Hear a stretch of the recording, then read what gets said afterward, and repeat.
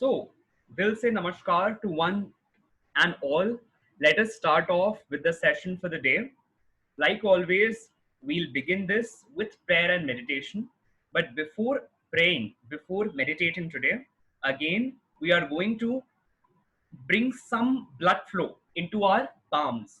So I request all of you to please either just make sure that you are shaking your hands vigorously, right? Both your hands vigorously, or just open your palms and close them. Open your palms and close them, right? Keep doing this. Make sure that there is a plenty of blood flow in your palms. अपने हाथों में अच्छा रक्त का संचालन होने दो, यानी कि अपने हाथों को बहुत अच्छे से झटको या उन्हें बंद और खोलने की क्रिया करो, right? So what is this going to do? हमने याद है एक चीज सीखी थी, जितना अधिक श्रम होता है, जितनी अधिक मेहनत करता है इंसान, उतना पीसफुली रेस्ट के साथ आगे बढ़ पाते हैं, है ना? तो हमको अपने हाथों को बहुत अच्छे से विग्रसली शेक करना है.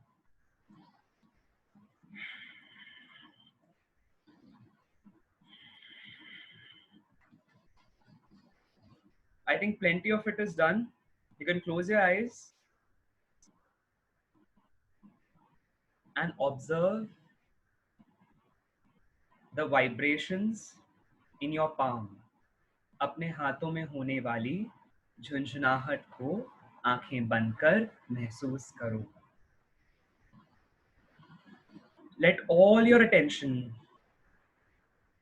go towards the vibration, the sensation you are feeling in your palm.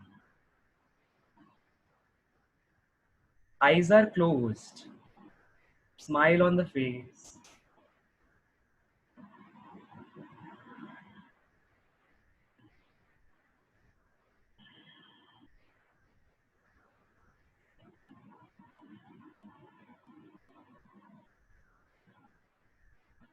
All the palpitations, all the vibrations, all the blood flow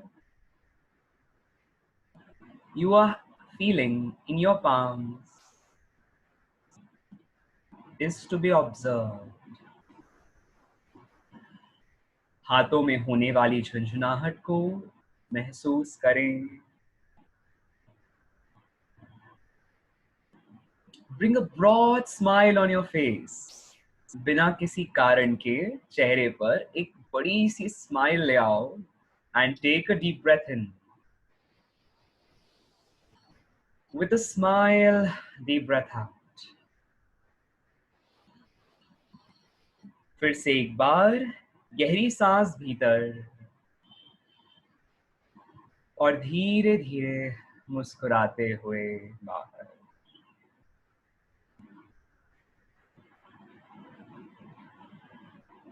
Once again, take a deep breath in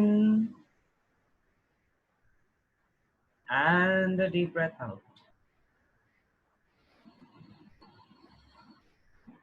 One more time, breathe in and breathe out.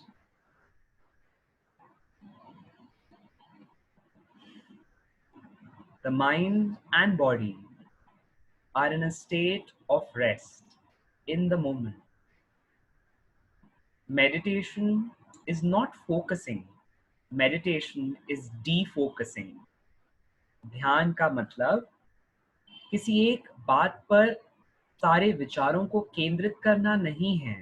Rather, relax होकर जहां ध्यान जाता है उसे जाने देने का नाम ध्यान है. Allow your attention to wander where it wants to. Let the control be. जहां भी विचार जा रहे हैं उन्हें जाने देना है. With a smile on the face, once again, breathe in. And with a smile, breathe out.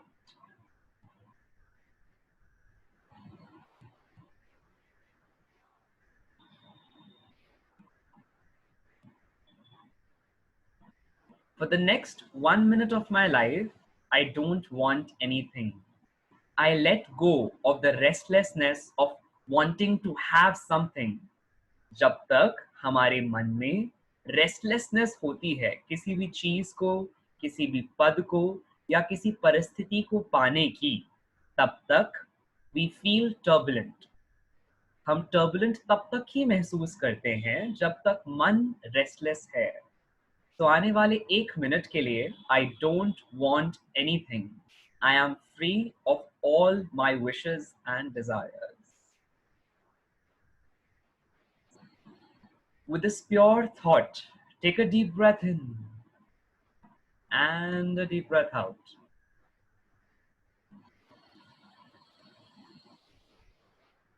फिर से एक बार गहरी सांस भीतर लें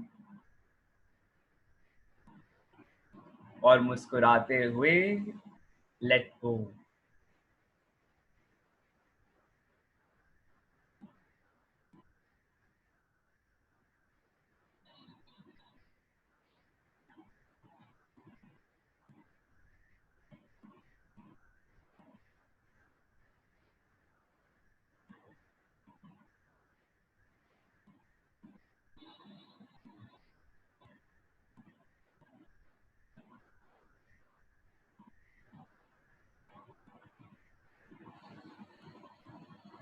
एक मिनट के लिए मुक्त हो जाते हैं.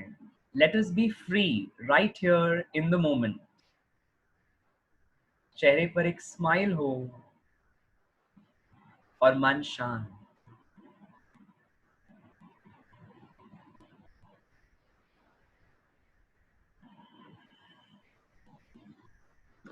Let us all today pray, but not for ourselves, but for this world.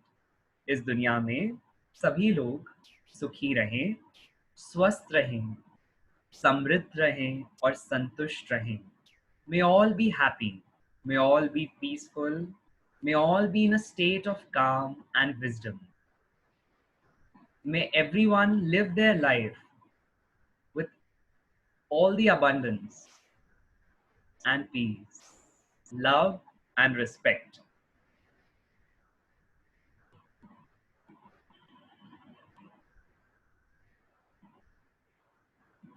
सभी लोग मेरे पीछे दोहराएंगे.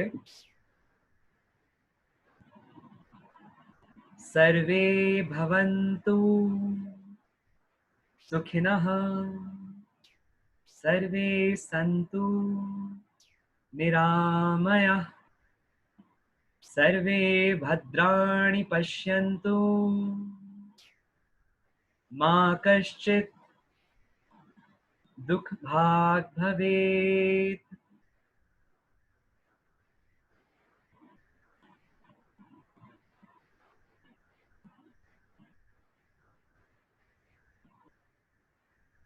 May all be happy, may all be peaceful. May no one have suffering in his or her life.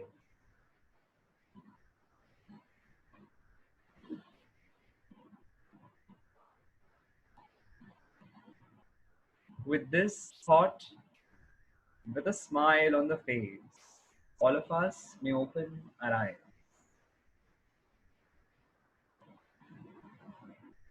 Slowly and steadily, हम सभी इस अच्छे विचार के साथ अपनी आंखें खोल सकते हैं.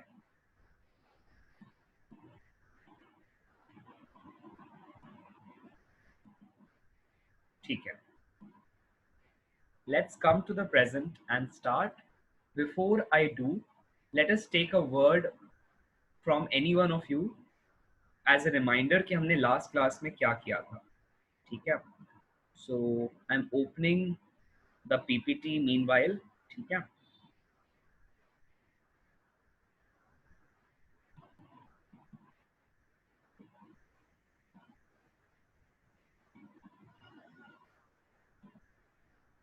So I think Ayush, go ahead and tell us हमने last class में क्या किया था. Good evening Kartikeya. Good evening. Sir पिछले क्लास में हम लोग ने जो टेस्ट का डिफरेंशिएशन और सारे जितने भी टॉपिक पढ़े थे जो टेस्ट किया था उसका डिस्कशन किया था. क्वेश्चन नंबर 17 था. ठीक है. क्वेश्चन नंबर 18 हमने किया। I'll open, अच्छा क्वेश्चन 17 तक। all right, let's start, ठीक है। I'll request all of you, है ना, कि आप लोग हैंड रेज करिएगा if there is any query, ठीक है। और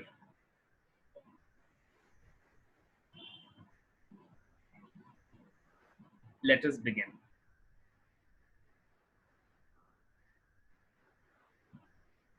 सारे क्वेश्चंस और क्वेरीज को हम लेते हैं towards the end of the class.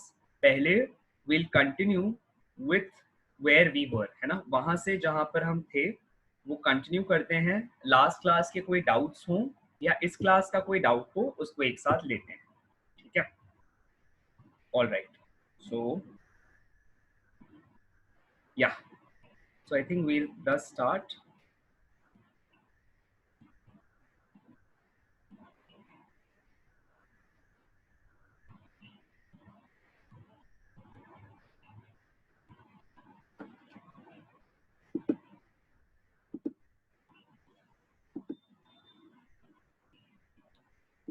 Just a second.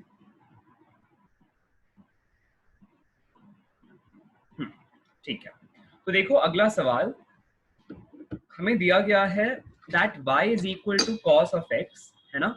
y की वैल्यू दी हुई है cos of x, और हमें कहा जा रहा है वो वैल्यू ऑफ y फाइंड करिए, find that value of y, right, for which dy by dx is 0। तो यहां dy by dx कैलकुलेट करते हैं, करेक्ट, देखते हैं क्या आता है। So just a second.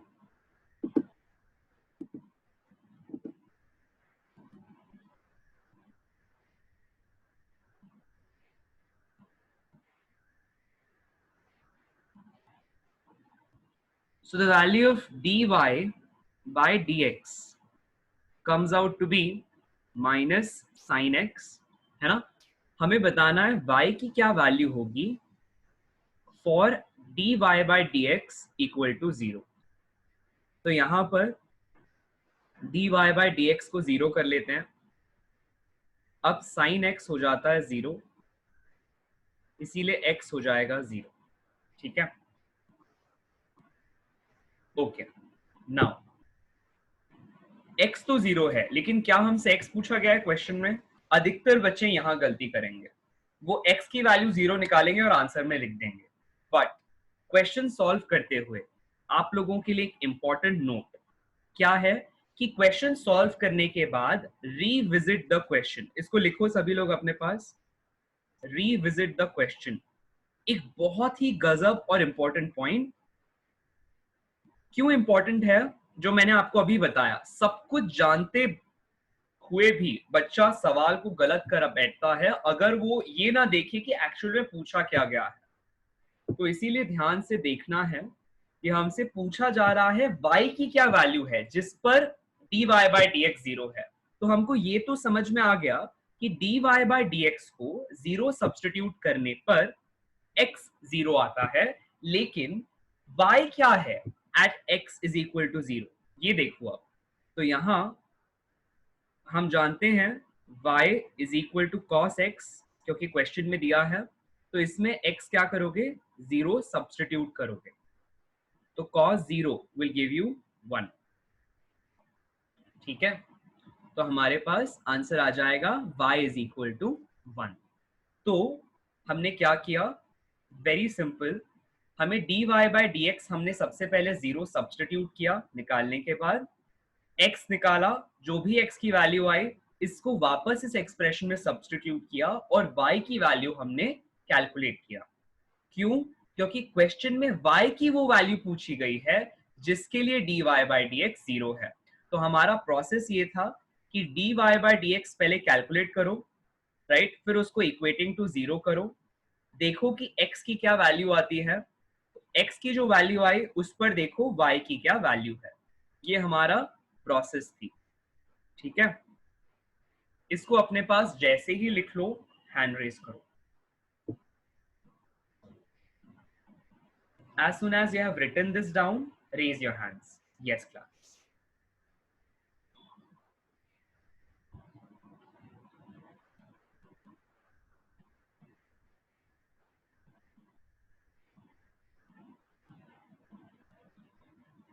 Okay. अगर क्लियर हो गया है तो you can bring your hands down.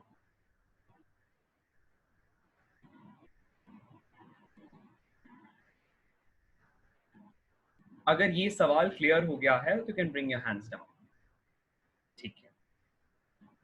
Okay. अगला सवाल देखते हैं.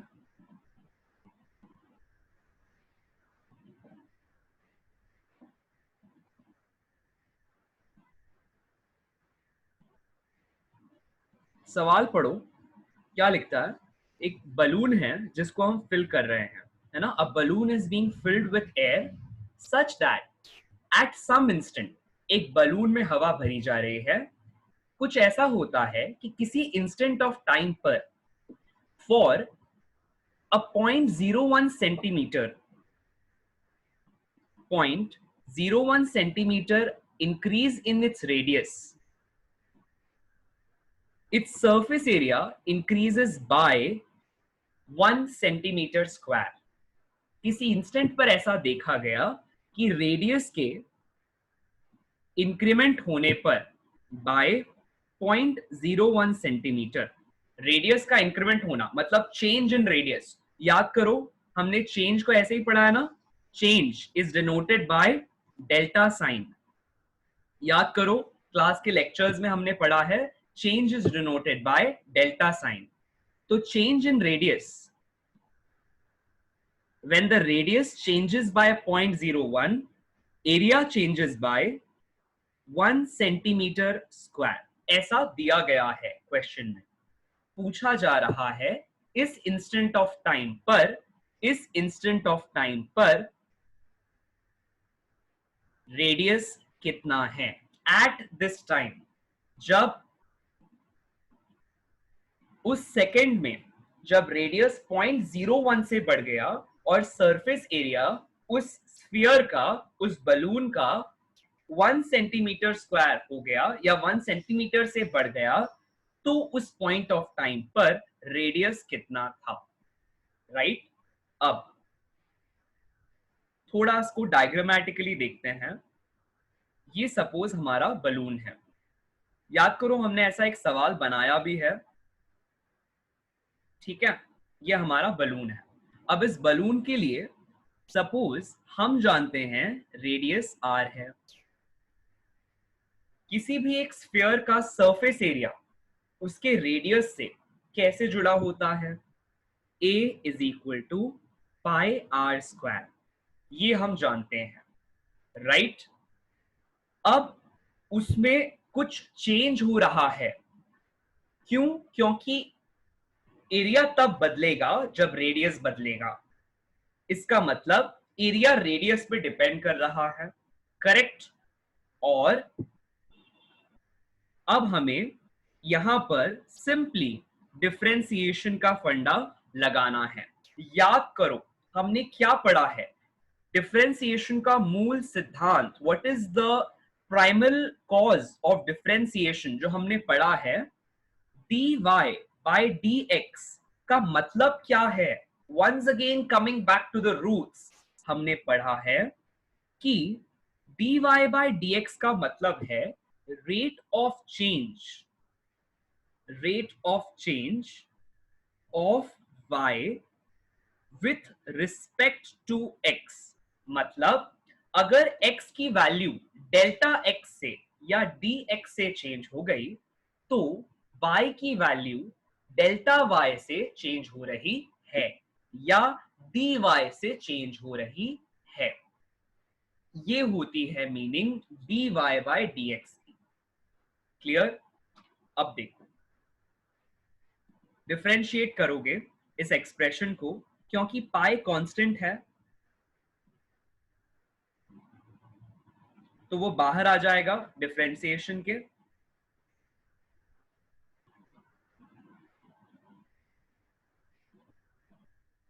और आर स्क्वायर का डिफरेंशिएशन होता है 2r। Chaitanya, I am hoping कि आज आप रिविजन करके आए हो, राइट? तो आर स्क्वायर का डिफरेंशियल हो गया 2r, राइट? अच्छा, अब हमें क्वेश्चन में क्या कुछ पता है, देखो अब मैं लिख सकता हूं delta A by delta r is equal to 2πr। मुझे क्वेश्चन में क्या कुछ पता है? मुझे क्वेश्चन में डेल्टा आर और डेल्टा ए की वैल्यूज पता है। क्या निकालना है? आर निकालना है। देखो, डेल्टा ए और डेल्टा आर सब्स्टिट्यूट करो और आर निकालो, राइट? क्लियर है ना? करो, कैलकुलेट करो, मुझे बताओ आंसर कितना आता है। Yes class, get going, answer send करो सभी लोग, ठीक है?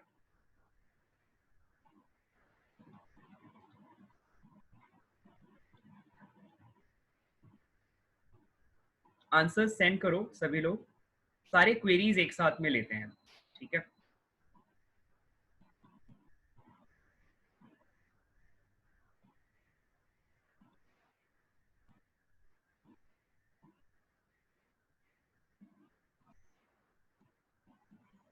Let us take the queries together. Cool class. Okay. So I think you will have 100 by 2 pi, right, as your answer.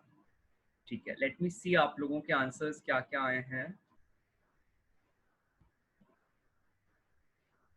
अच्छा, I think I forgot one term here.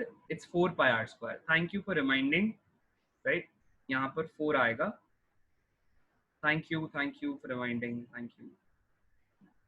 So you have an extra 4 here. तो यहाँ भी एक 4 आएगा, यहाँ भी एक 4 आएगा। Thank you class.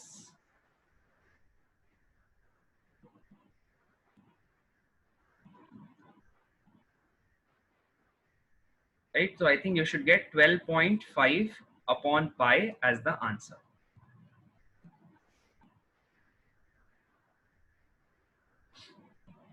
एक स्फीयर का सरफेस एरिया क्योंकि 4 पाई आर स्क्वायर होता है, I think I missed it out, है ना? तो यहाँ पर 4 आएगा, करेक्ट? इसे करेक्ट कर लेंगे सभी लोग इन योर कॉपीज, राइट? ठीक है, जैसे ही आपने सवाल को पूरी तरह से अपनी कॉपी में लिख लिया है, please raise your hand. Yes class.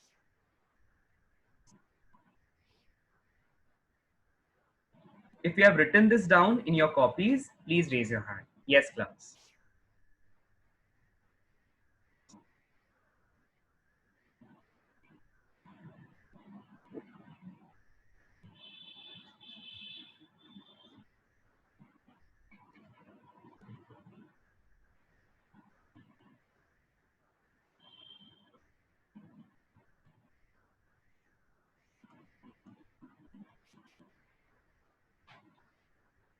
Okay, so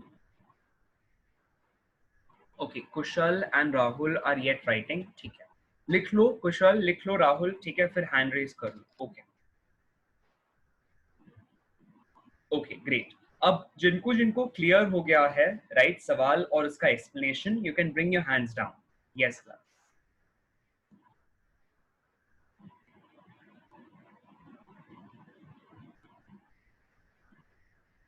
okay, Kushal, जो डाउट है अपने पास अपने कॉपी में लिख लो, जो नोटपैड हमको मेंटेन करना है ना, उसमें लिख लो कुशल। Yes,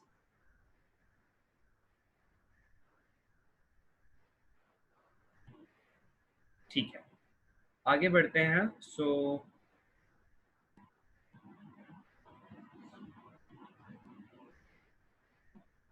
right, let's take the next one.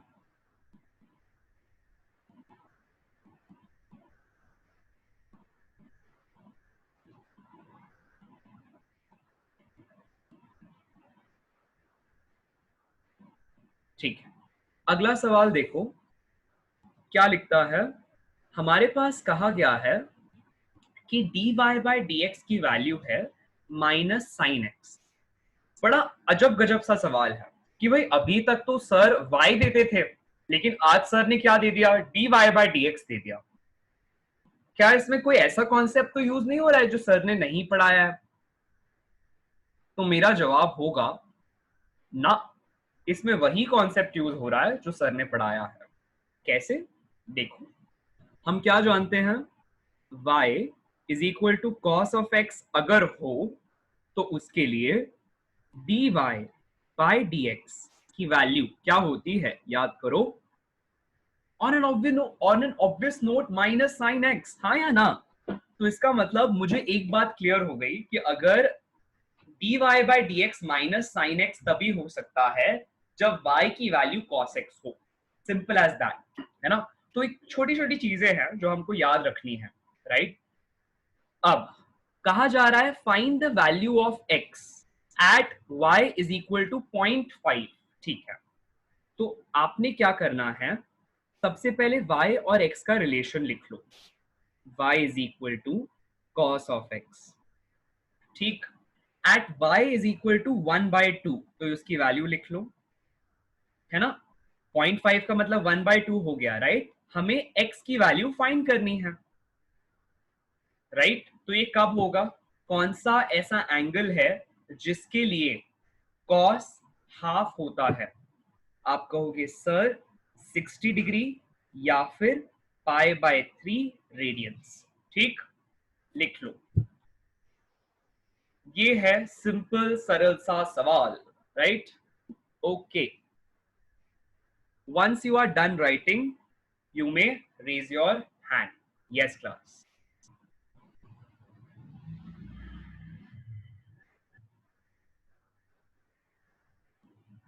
Once you are done writing you may raise your hands.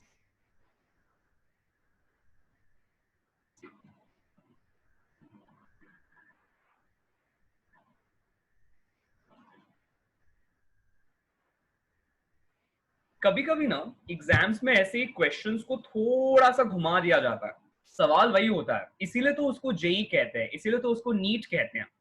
और अगेन आप पूछ सकते हो कि सर हम कैसे सीखेंगे, तो मैं प्रैक्टिस करना ऐसा जवाब नहीं दूंगा।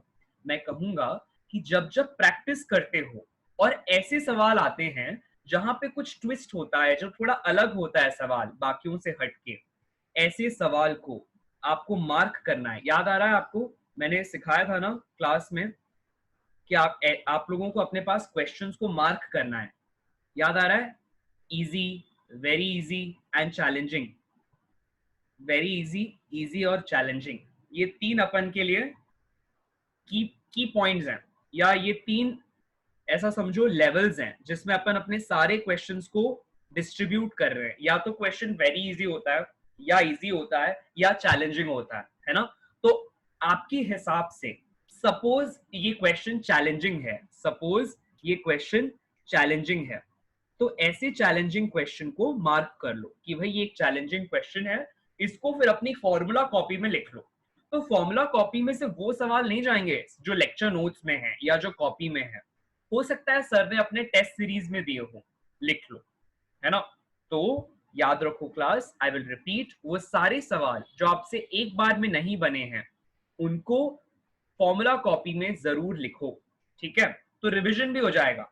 और जितना ऐसा करोगे ना, आप देखोगे बूंद बूंद से अपने आप घड़ा भर जाएगा।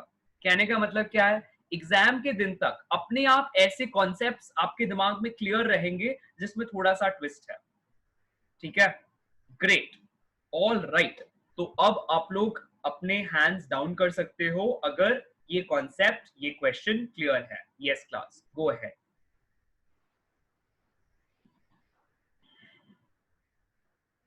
ठीक है, आपके पास जो नोट पैड है ना, उसका प्लीज अच्छे से यूज करो, जब जब कोई क्वेरी हो उसको नोट डाउन करो एकदम शॉर्ट हैंड में। आगे बढ़ते हैं।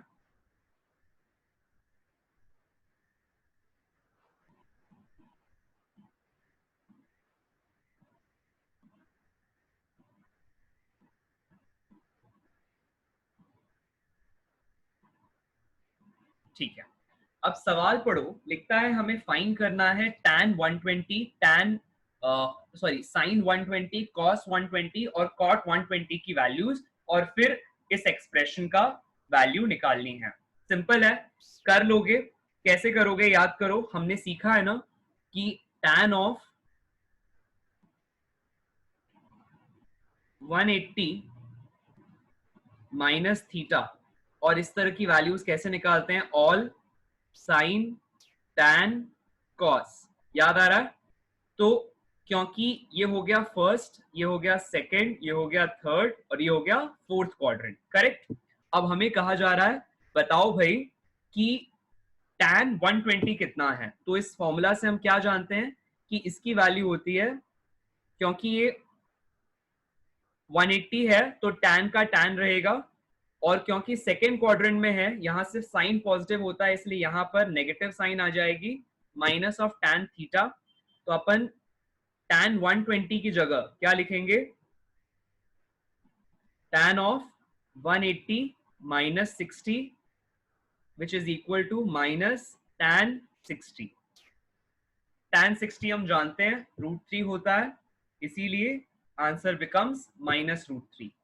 फिर उसके बाद साइन 120 निकालने के लिए साइन ऑफ 180 माइनस थीटा, क्योंकि 180 है इसीलिए साइन जस का तस, ठीक है, साइन थीटा। अब क्योंकि सेकेंड क्वाड्रेंट है और सेकेंड क्वाड्रेंट में साइन हमेशा कैसा होता है, पॉजिटिव, तो इसकी वैल्यू होती है प्लस साइन थीटा। अब साइन ऑफ 120 को एक्सप्रेस करते हैं इक्वल टू 180 माइनस 60 के टर्म्स में, तो आंसर आ जाता है plus sign 60 which is √3/2, correct. Okay, उसके बाद क्या करोगे, उसी तरह से cos 120 is equal to minus cos 60, correct, which is -1/2। फिर cot 120, राइट, इसको आप डायरेक्टली लिख सकते हो 1/tan 120, और tan 120 अपन निकाल चुके हैं, -√3 होता है, तो ये हो गया -1/√3। अब सिंपल काम क्या करना है, सब्स्टिट्यूट करना है इन वैल्यूज को। पहला tan 120 कितना हो जाएगा, -√3, sin 120 कितना हो जाएगा, √3/2, राइट। उसके बाद ये हो गया अपना LHS, उसी तरह से RHS निकालो, cos 120 मतलब -1/2 माइनस ऑफ, देखो ये वाली minus sine, minus of cot 120, that is again यहां पर आ जाएगा -1/√3, राइट।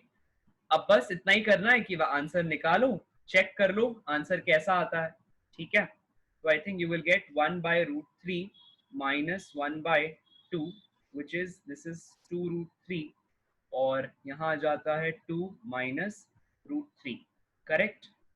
सो योर आंसर, देखो यहाँ पर, अब इसको ना जरूरी नहीं है word like point two point calculation की जाए, ये भी एक ट्रिक है। क्या ट्रिक है कि कई बार गेस करना सीखो। देखो अब √3 की वैल्यू कितनी होती है, 1.732, एम आई करेक्ट। तो अब अगर √3 की वैल्यू हमको पता है और ये दिख रहा है कि 2 से छोटी है, 2 से किसी भी छोटी वैल्यू को उससे सबट्रैक्ट करोगे, 2 से किसी भी छोटी वैल्यू को सबट्रैक्ट करोगे तो ऑब्वियस बात है न्यूमरेटर पॉजिटिव होगा, डिनोमिनेटर तो पॉजिटिव है ही।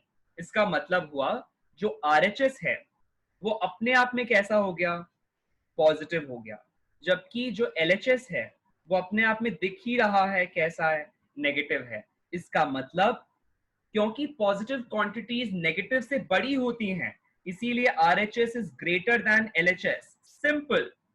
ये बात बैठी जैसे ही दिमाग में, तो जो दिया है वो गलत है, क्योंकि यहां पर लिखता है LHS इज ग्रेटर, इसीलिए the given statement is false, the given statement is false.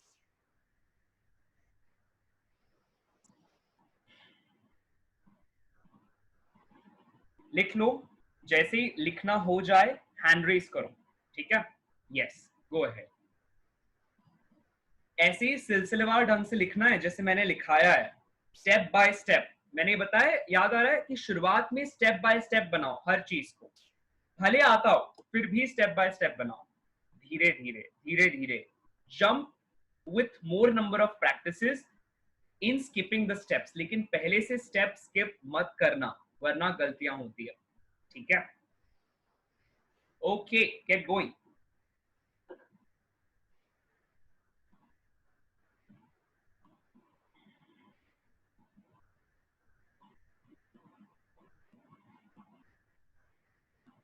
जैसे ही हो जाए लिखना तो हैंड रेज करो। Yes class.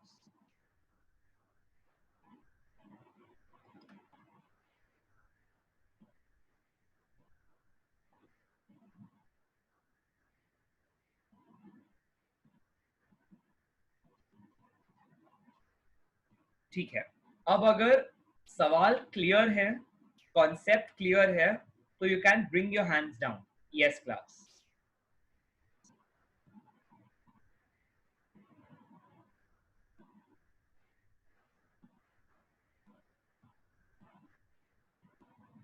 अगर ये अप्रोच क्लियर है तो you can bring your hands down. Yes class.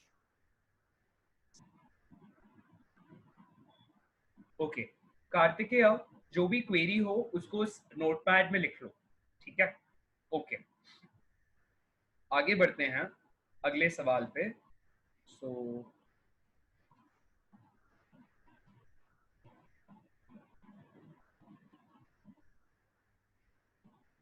Right, here is the next one. देखो अगला सवाल क्या लिखता है, एक बॉडी का मास दिया हुआ है, ठीक है? एक बॉडी का मास दिया हुआ है 4.14 kgs, राइट? उसकी वेलोसिटी दी हुई है 1.0001 मीटर पर सेकेंड। उसका मोमेंटम पूछा जा रहा है। अच्छा, अब देखो ऐसा सवाल आपसे ना एग्जामिनर आपकी कैलकुलेशन जज करने के लिए नहीं पूछ रहा है, बिल्कुल नहीं। आप 11वीं में हो, वो जानता है कि आप 10वीं पास करके आए हो, 12वीं पास करके आए हो, राइट? अगर आप 12वीं पास करके इस एग्जाम को जब भी आप देते हो, कहने का मतलब वो आपकी कैलकुलेशन टेस्ट नहीं कर रहा है, तो क्या टेस्ट कर रहा है?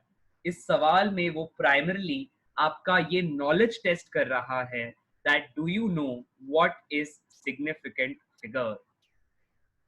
Do you know what is significant figure? क्या आप ये बात जानते हैं? क्या आप सिग्निफिकेंट फिगर से जुड़े हुए कैलकुलेशंस को समझते हैं? That is what is being tested in this question. How will you go about it? याद करो, सिग्निफिकेंट फिगर्स के फंडा में हमने पढ़ा था, जब भी कभी दो नंबर्स को मल्टीप्लाई किया जाता है, ये जो आंसर आता है, इस आंसर में least number of significant digits होने चाहिए, सिग्निफिकेंट फिगर्स होने चाहिए, राइट? आउट ऑफ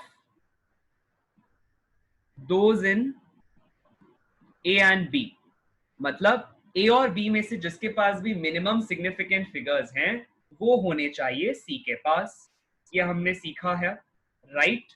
अब ध्यान देना, यहां पर हम मल्टीप्लाई किन दो नंबर्स को कर रहे हैं, 4.14 और 1.0001। अब मोस्ट ऑफ द केसेस में जो भी आपके पास सवाल आएंगे ना क्लास, उनमें आंसर निकालने की जरूरत नहीं पड़ेगी, यही मैजिक है।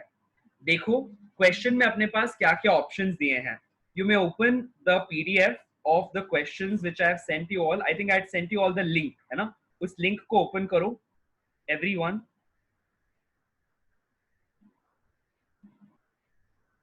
Open that link, you will see the options, ठीक है? देखो क्या ऑप्शंस हैं।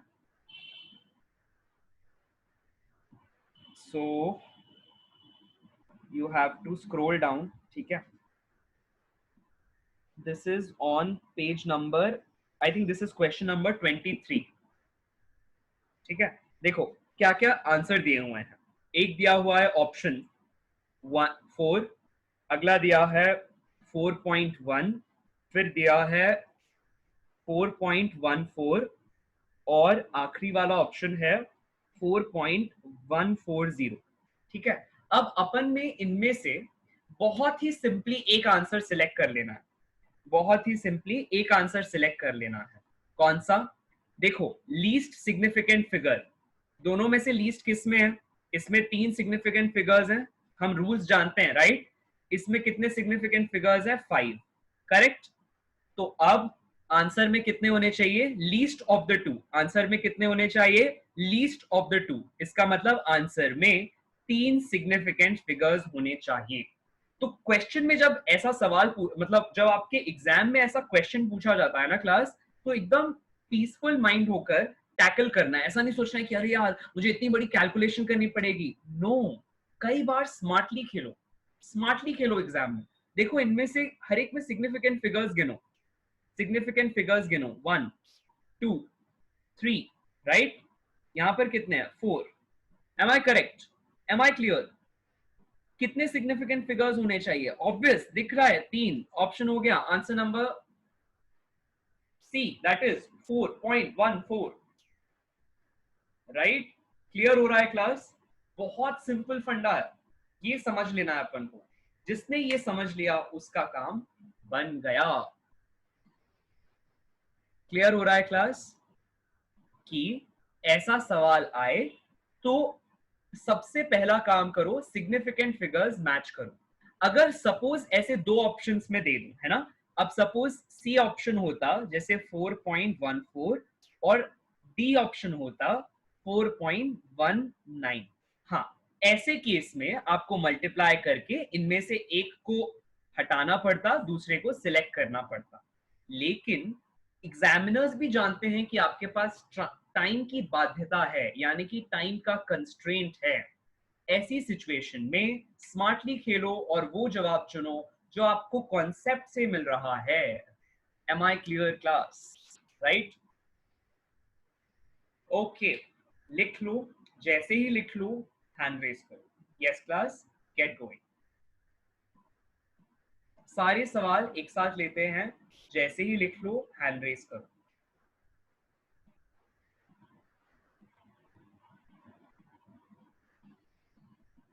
जो भी मैंने लिखा है ना, सब लिखना। ये सब जो लिख रहा हूं ये आप ही लोगों के लिए लिखा जा रहा है। ऐसा मत सोचना कि सिर्फ सर ने समझाने के लिए लिखा है ना, ये आपके लिए लिखा गया है। याद करो, मैंने एक बात बताया है आपको, इलस्ट्रेशंस जो भी हम यहाँ पर बनाते हैं ना क्लास में, दीज आर इलस्ट्रेशंस। मेरी फर्स्ट क्लास याद करो आप लोगों के साथ, मैंने आपको बताया था कि मैं ऐसी इलस्ट्रेशंस बनाऊंगा, कभी डायग्राम्स होंगे, कभी फॉर्मूलाज होंगे। इन सबको जस्ट का तस अपनी लेक्चर कॉपी में लिखना है। ये सब आपको ट्रिगर करेगा एग्जाम में कि अरे हाँ सर ने ऐसे बताया था, अरे राइट सर ने ये बताया था, ओके गुड, हो गया ऐसा, ठीक है? ओके, अच्छा अब अगर क्लियर हो गया है ना जो भी हमने पढ़ा, अगर वो क्लियर है तो you can bring your hands down. Okay, yes, अगर क्लियर हो गया है तो can bring your hands down.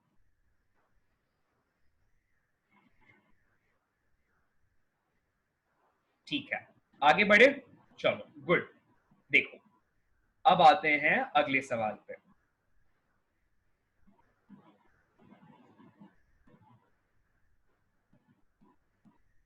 सवाल पढ़ते हैं, बहुत ही अच्छा सवाल फिर से, है ना?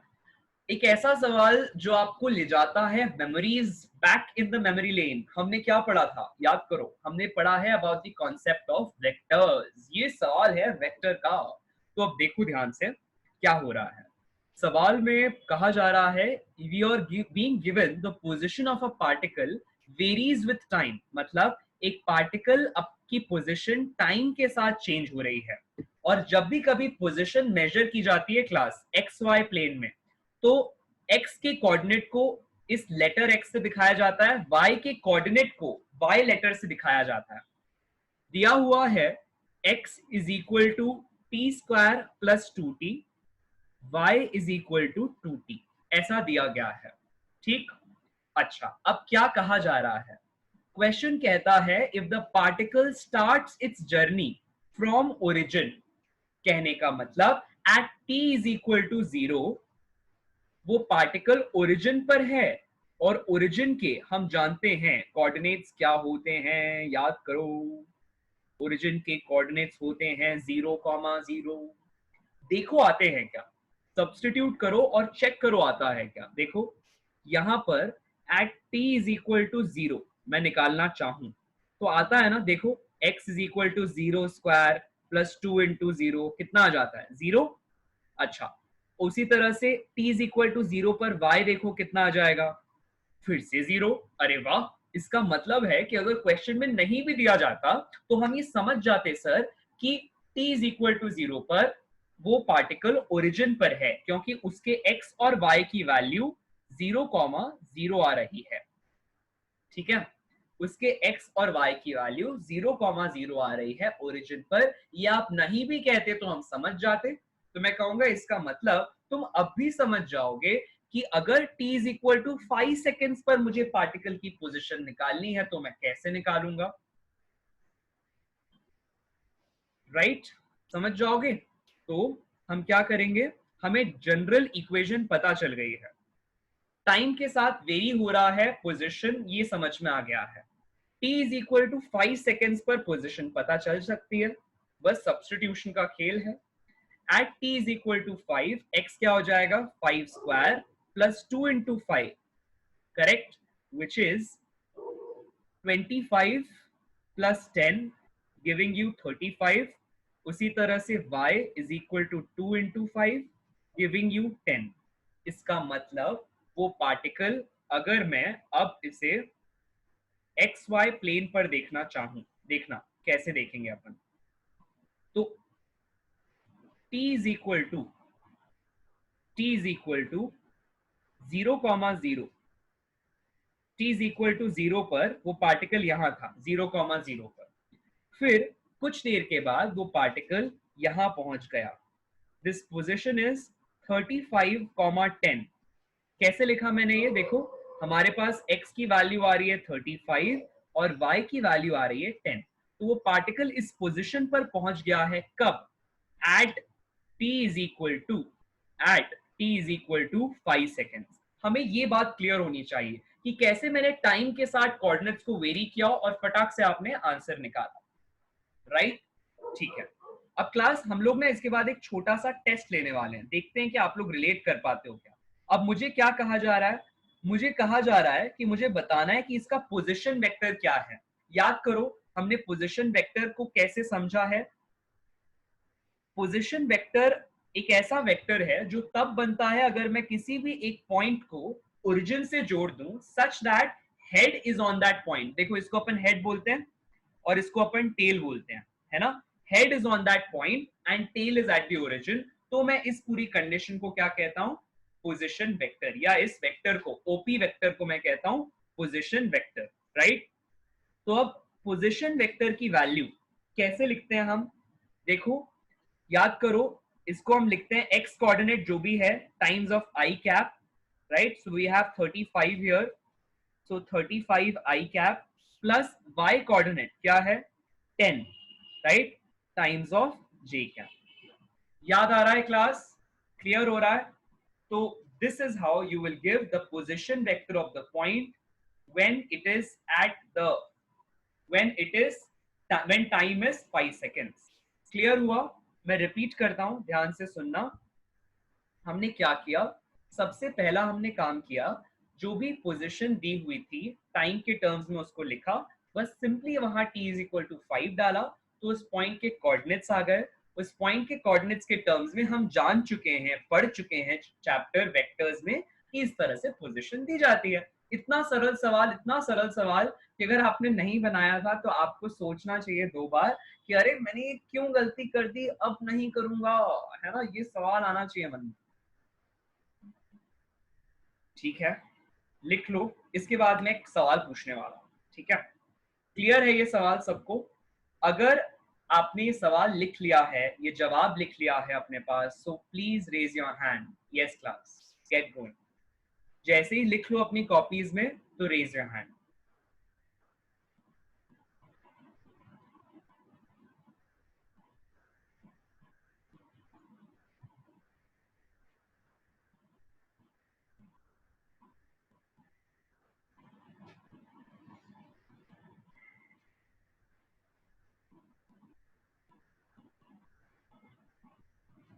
ओके, हैंड्स रेज्ड हैं क्या सबके, देखते हैं। ओके, हैंड्स रेज्ड हैं। अच्छा, अगर क्लियर हो गया है तो you can bring your hands down. अगर क्लियर हो गया है तो you can bring your hands down.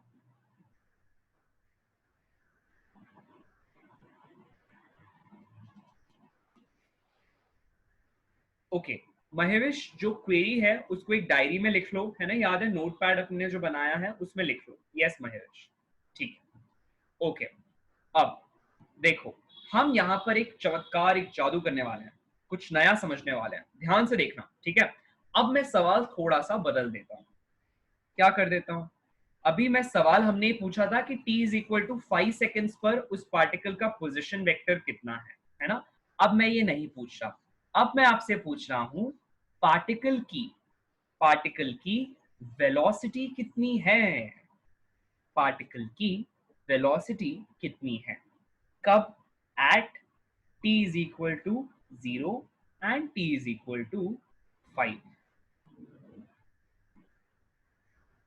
छोटा सा टेस्ट है आपकी अंडरस्टैंडिंग चेक करने के लिए कि आप क्या चीजों को रिलेट कर पा रहे हो। जरूरी नहीं है मैंने पढ़ाया हो सकता है पढ़ाया भी हो सकता है नहीं भी पढ़ाया हो।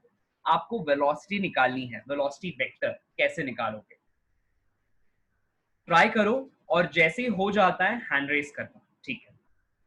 और हैंड रेस करके इनफैक्ट मुझे आंसर भेजो, आपके पास 1 मिनट का समय है। It is 6:02 now, I will wait till 6:03। Yes, let's see कौन कौन बना पाते हैं। पार्टिकल की वेलोसिटी बतानी है पोजीशन के जरिए।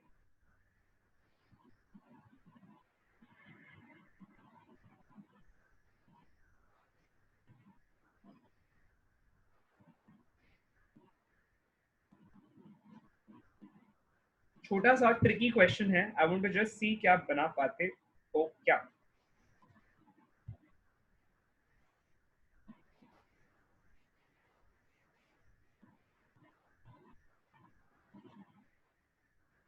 ओके, इट्स 6:03,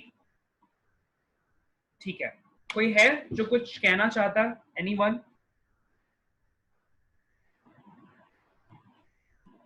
देखो, ध्यान से देखना, ठीक है।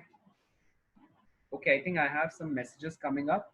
Okay, Ayush has send some message, Kartikeya has send some message, Rahul has send some message, ठीक है। Kushal has raised his hand, ठीक है। Good good good good, okay. देखो, अब class, okay, Veeraj has also raised his hand, ठीक है ठीक है, ग्रेट ग्रेट ग्रेट। देखो, अब अपन कुछ यहाँ सीख रहे हैं, सीखो, ठीक है।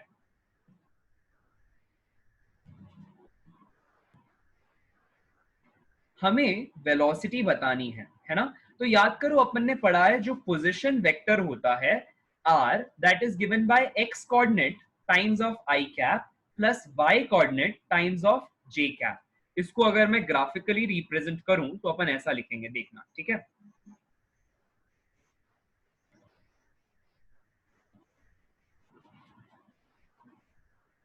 ध्यान से देखना, हम ग्राफिकली अगर इसको रिप्रेजेंट करें तो ऐसा कुछ हो जाएगा। अगर ये है y और ये है x कोऑर्डिनेट, ठीक है, this is x and this is y।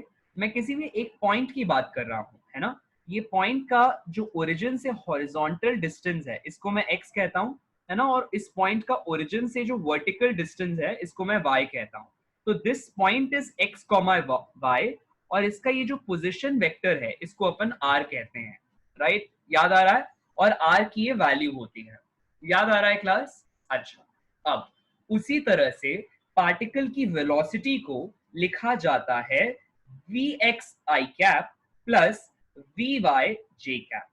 कहने का मतलब, जैसे एक पार्टिकल के लिए position vector is given, right, तो उसी से उसकी वेलोसिटी निकाली जा सकती है। कैसे निकालोगे, देखो, Mahivesh has also send some answer, लेकिन अभी देखो, ठीक है, ध्यान से देखो। ये जो Vx होता है it is equal to differentiation of the x component of the position, and Vy होता है that is differentiation of y component with respect to time. dx by dt gives you x component of the velocity and dy by dt gives you y component of velocity। तो जैसे किसी भी vector के दो components होते हैं ना, अपन ने पढ़ा है, एक x कंपोनेंट दूसरा y कंपोनेंट, ठीक वैसे ही यहां पर भी वेलोसिटी का एक x कंपोनेंट है दैट इज vx, उसी तरह से वेलोसिटी का एक y कंपोनेंट है दैट इज vy। क्लियर हो रहा है? क्लियर हो रहा है सबको, है ना? देखो ये है Vy और ये है Vx। अच्छा अब देखते हैं Vx और Vy कैसे निकाल सकते हैं, है ना? तो यहाँ देखो हमारे पास x है क्वेश्चन में, है कि नहीं? देखो यहाँ पर दिया हुआ है ना?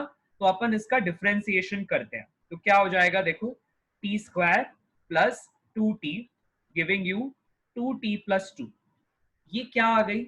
ये आ गया वेलोसिटी के x कंपोनेंट का टाइम के साथ वेरिएशन। मैं रिपीट करता हूं, वेलोसिटी के x कंपोनेंट का टाइम के साथ वेरिएशन। ठीक उसी तरह से ध्यान देना, d बाय dt ऑफ, है ना, d by dt of y component कितना है ऑलरेडी देखो 2t, 2t है। आंसर क्या आ जाएगा, 2 बाहर निकालो, d by dt of t कितना हो जाएगा 1, है ना, इंटू 2 दैट इज 2। ध्यान से गौर से समझो, क्या ये आ रही है वैल्यू ऑफ Vx, ये आ रही है वैल्यू ऑफ Vy। क्या समझ में आ रहा है? ये समझ में आ रहा है कि सर जो x कंपोनेंट ऑफ वेलोसिटी है ना वो टाइम के साथ वेरी कर रहा है। मैं रिपीट करता हूं, x कंपोनेंट ऑफ जो वेलोसिटी है वो टाइम के साथ वेरी कर रहा है, लेकिन सर जो y कंपोनेंट ऑफ वेलोसिटी है ना वो टाइम के साथ वेरी नहीं कर रहा है। तो मैं क्या कहूंगा कि velocity in y direction is constant. किसको कांस्टेंट कहते हैं? एक ऐसी क्वांटिटी जो चेंज ना हो, एक ऐसी क्वांटिटी जो चेंज ना हो वो कहलाती है कांस्टेंट। तो y component of the velocity is constant, whereas the x component of the velocity is not constant। क्यों? क्योंकि सर यहां पर देखो ये टाइम का टर्म आ रहा है, ये देखो ये, इसीलिए ये वाला component is not constant, x component is not constant, right? Clear? देखो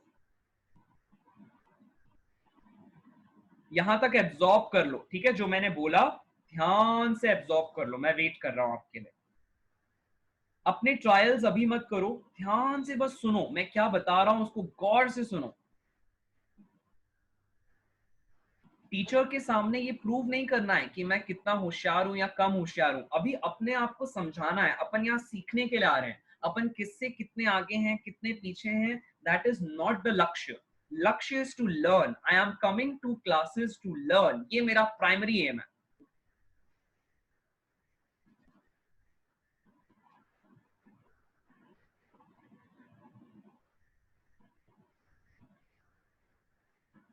ठीक है, देखना हमने ये देखा कि r की क्या वैल्यू है, उससे हम वेलोसिटी निकाल सकते हैं, हमने निकाला। अब वेलोसिटी की वैल्यू लिखते हैं, तो Vx आता है 2t प्लस 2, Vy आता है 2, सपोज मीटर पर सेकेंड। अब क्योंकि दोनों टाइम पर डिपेंड कर रहे हैं, तो किसी एक स्पेसिफिक इंस्टेंट ऑफ टाइम पर इनकी क्या वैल्यू है निकालना आसान है।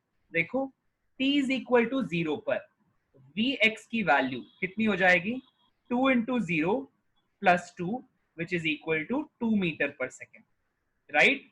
उसी तरह से Vy की वैल्यू तो हमेशा ही 2 है, क्योंकि वो टाइम के साथ चेंज कर ही नहीं रही।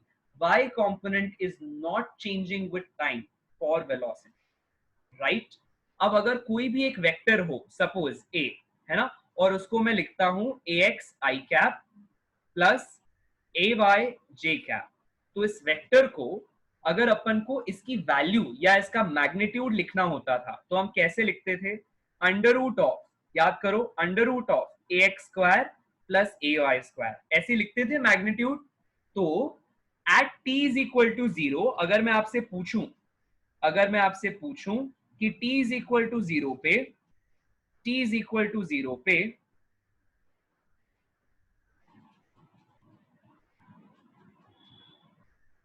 t इज इक्वल टू 0 पे पार्टिकल के लिए वेलोसिटी क्या होगी, तो उसकी वैल्यू होगी vx square plus vy square which is under root of, ध्यान से यहां देखो, ठीक है, जस्ट कॉन्सेंट्रेट, जस्ट कॉन्सेंट्रेट, ध्यान से देखो, लिखो मत, कुछ मैसेज मत भेजो। जितना हमारा ध्यान मैसेज की ओर जा रहा है, हम जो सर पढ़ा रहे हैं उससे ध्यान भटक रहा है। तो इसीलिए बस वहां आ जाओ जहां हो. Bring your focus right here in the now, in the present. क्या हो जाएगा? 2√2. करेक्ट. करेक्ट. तो हमारे पास जो पार्टिकल की वेलोसिटी का मैग्नीट्यूड है वो कितना आ गया? 2√2. कब? कब? At t is equal to 0. ये बात समझो, ये बात समझो. जो भी मैंने लिखाया है इस वक्त स्क्रीन पर, उसको अपनी कॉपी में लिख लो. जैसे ही हो जाए हैंड रेज करना. Yes, get going.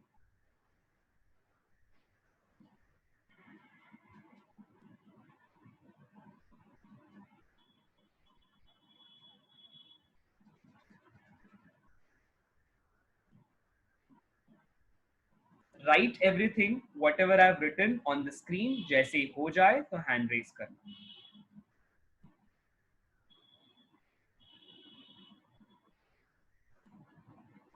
ठीक है. We have started from the right hand side this time. ये पार्ट 1 है और ये वाला नीचे वाला पार्ट 2 है. लिख लो तो हैंड रेज करना. ठीक है.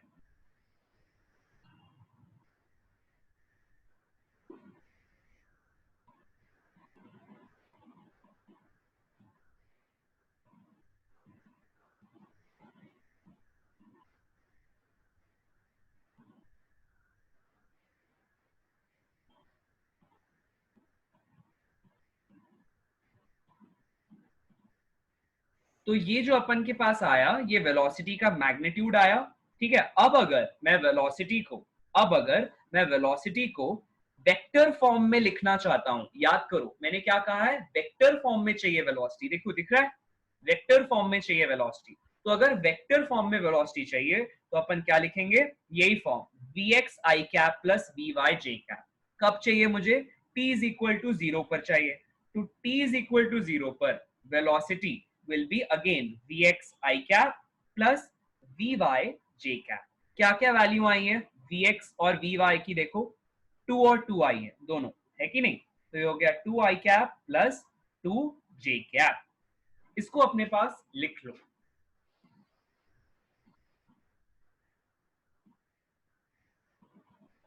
ये हो गया वेक्टर फॉर्म. यहां ब्रैकेट में लिखना. ठीक है. यहां लिखो वेक्टर फॉर्म. और जहां पर आपने वेलोसिटी का मैग्नीट्यूड निकाला है इसको यहां पर लिखना मैग्नीट्यूड. यहां पर लिखना मैग्नीट्यूड. ध्यान से. ठीक है.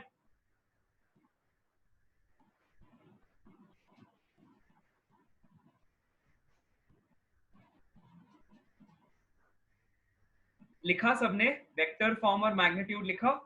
ओके. अब ध्यान से सुनना. ठीक है. थोड़ा और आगे बढ़ते हैं. vx और vy निकालकर हमने वेक्टर फॉर्म में तो लिख ली वेलोसिटी, लेकिन अब एक और ट्विस्ट ले आते हैं सर. सर ये बोलते हैं कि भाई मैंने अभी तक तो t इज इक्वल टू 0 पर पूछा था, लेकिन t इज इक्वल टू 5 पर क्या हो रहा है महोदय? तो आप बोलेंगे सर हमको बस इतना ही करना है. देखो यहां पर vx कितना था टाइम के टर्म्स में? 2t प्लस 2 था, है कि नहीं सर? तो यहां पर हम क्या करेंगे सर, टाइम की जगह 5 सब्स्टिट्यूट कर देंगे अगर मुझे t is equal to 5 seconds पर vx और vy चाहिए. सर उससे आ जाएगा 12. क्या? vx 12 आ जाएगा. vy तो सर कांस्टेंट ही है, तो इसीलिए सर वेलोसिटी की value will be equal to 12 i cap plus 2 j cap at t is equal to 5 second. मैं बोलूंगा वाह क्या बात है. इसको लिख लो अपने पास. Write this down with you.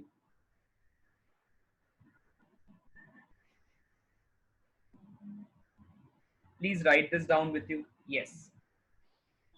जैसे ही लिख लो तो अपने हैंड्स को डाउन कर लेना. Bring your hands down as soon as you are done writing. Hands को डाउन कर लेना जैसे ही वेलोसिटी की value at t is equal to 5 आपने लिख ली है. You can bring your hands down. हाथ को नीचे ले आओ अगर आपने वैल्यू वेलोसिटी की लिख ली है. ओके. अब ध्यान से सुनना.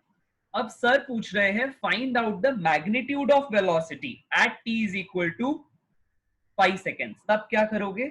इन दोनों vx और vy के स्क्वायर का सम करोगे. मतलब under root of 12 square plus under root of 2 square and you will find out the answer. Clear हो रहा है? ठीक है. लिख लो इस बात को भी, यहां ब्रैकेट में लिख लो वेक्टर फॉर्म, यहां ब्रैकेट में लिख लो मैग्नीट्यूड फॉर्म या फिर सिर्फ मैग्नीट्यूड। क्लियर हो रहा है? यस क्लास, क्लियर हो रहा है? लिख लो अपने पास। ये कब की बात हो रही है? t is equal to 5 second की। अच्छा, लेकिन ना मैग्नीट्यूड के साथ एक और चीज हमने पढ़ी थी, उसको बोलते हैं डायरेक्शन। क्या बोलते हैं? डायरेक्शन। याद करो हमने ऐसा पढ़ा है, ये जो मैंने ऊपर लिखा है ना, ये वाली डेफिनेशन देखना, at the top most, screen के टॉप मोस्ट में देखो, मैंने एक एग्जाम्पल लिया हुआ है किसी भी वेक्टर के लिए। ये देखो यहां पर एट द टॉप मोस्ट दिख रहा है सबको? ये कोई भी अगर एक वेक्टर को हमने ए से डिनोट किया है, उसका मैंने मैग्नीट्यूड लिख लिया, वेक्टर फॉर्म लिख लिया, एक और खास चीज होती है क्लास, उसको बोलते हैं direction. That is tan theta. मतलब वो वेक्टर थीटा एंगल बनाए अगर एक्स एक्सिस के साथ, अगर वो वेक्टर थीटा एंगल बनाए एक्स एक्सिस के साथ, तो उस थीटा को मैं कैसे लिख सकता हूं? तो उस थीटा के लिए इक्वेशन होती है tan थीटा। क्या इक्वेशन होती है class? tan theta, which is given by the vertical component upon the horizontal component। मतलब ay by ax। ध्यान से सुनना, vertical component by horizontal component क्या देता है मुझे? ay upon ax या tan theta, है ना? तो अब जैसे मैंने आपसे सपोज पूछ लिया होता, at t is equal to 5 आपको मैग्नीट्यूड भी बताना है और डायरेक्शन भी बताना है। डायरेक्शन भी बताना है, तो मैं क्या करता? tan theta is equal to V Y by V X. V Y की क्या वैल्यू है सर? वी वाई की तो वैल्यू है 2 और वी एक्स की क्या वैल्यू है सर? 12। तो मैं बोलता, आप लिखोगे tan theta is equal to 1/6 या theta is equal to tan inverse of 1/6। Class ये जो मैंने ऊपर लिखा है ना, ये जनरल फॉर्म, ये प्लीज अपने पास एज एन एग्जांपल नोट कर लो। ऑल्दो वेक्टर्स में हमने पढ़ा है, लेकिन फिर से लिख लो। जितना लिखोगे उतना दिमाग में चीजें सेटल डाउन होंगी। एकदम साइंटिफिक तरीका है, क्विकली लिख लो। जैसे ही सबने ये डायरेक्शन लिख लिया है, at t is equal to 5 कितना है? हैंड रेस कर लो। Yes class.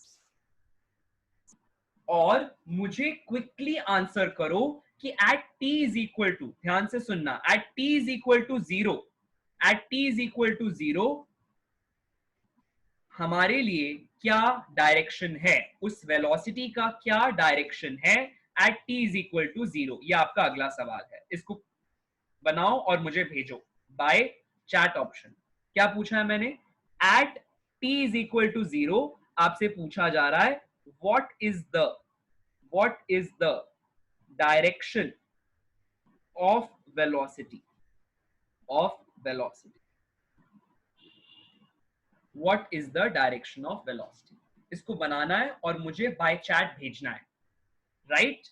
कैसे भेजोगे? Again tan theta is equal to V Y by V X. V Y और वी एक्स की क्या क्या वैल्यूज आ रही थी? 2 और 2 आ रही थी, तो इसका मतलब tan theta is equal to 1। मतलब थीटा कितना आ गया? पाई बाय 4 या फिर 45 डिग्री। हाँ या ना? भेजे हैं, देखूं सबने आंसर्स भेजे हैं? Let me see. Okay, excellent, very good. भेजे हैं भाई, भेजे हैं, सबने भेजे आंसर्स, वेरी गुड। अच्छा, किसी ने तो tan इनवर्स को भी करके भेजा है। बहुत सही, बहुत बढ़िया। देखो अब क्लास ध्यान से सुनना, ठीक है? तो अब क्योंकि tan थीटा 45, tan थीटा 1 आ रहा है और थीटा 45 आ रहा है ना? तो थीटा 45 आ रहा है, राइट? तो हम क्या करेंगे देखना। चैतन्य, इस क्वेश्चन में जो डाउट आ रहा है ना, उसको एक डायरी में लिख लो जो आपके पास मेंटेन करनी है ना। याद है मैंने बोला एक छोटी नोटबुक मेंटेन करनी है, उसमें लिख लो, अपन आते हैं, ठीक है? उस पे आते हैं। ओके, तो हम जहां थे, लेट अस कंटिन्यू। ओके, तो अभी मैंने पूछा है t इज इक्वल टू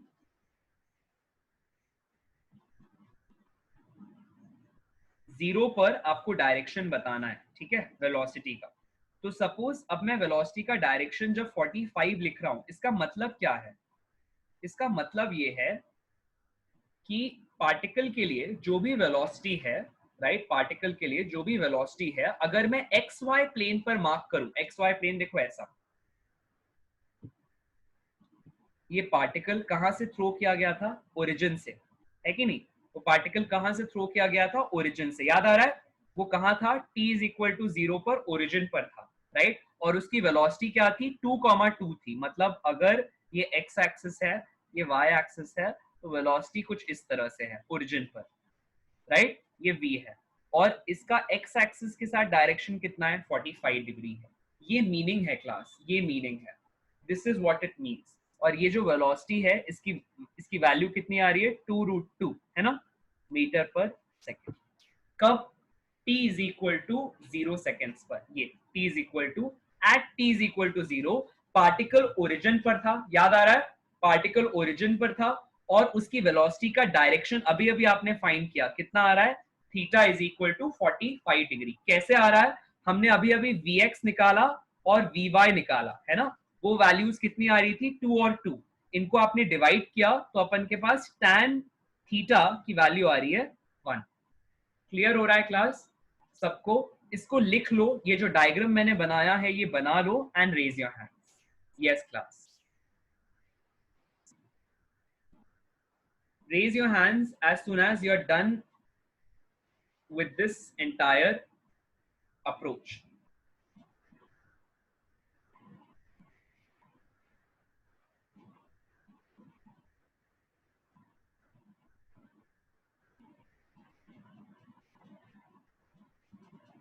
अच्छा, अब अगर क्लियर हो गया है अभी तक जो हमने, अच्छा अभी तक I think 3 are writing, okay, लिख लो लिख लो, कुशल, तेजस, वीरज, लिख लो। जैसे ही हो जाता है तो हैंड रेज करो, लिखना हो जाता है तो हैंड रेज करो। Yes,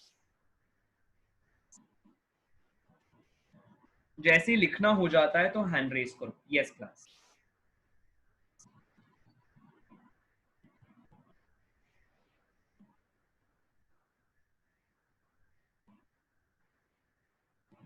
okay. अब ध्यान से सुनना, ठीक है?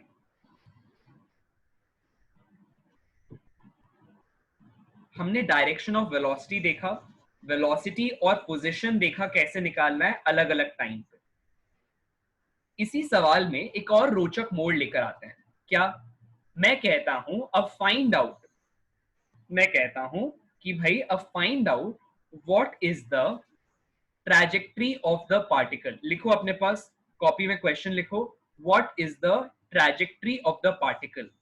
क्या कहा है मैंने, ट्रैजेक्टरी ऑफ द पार्टिकल।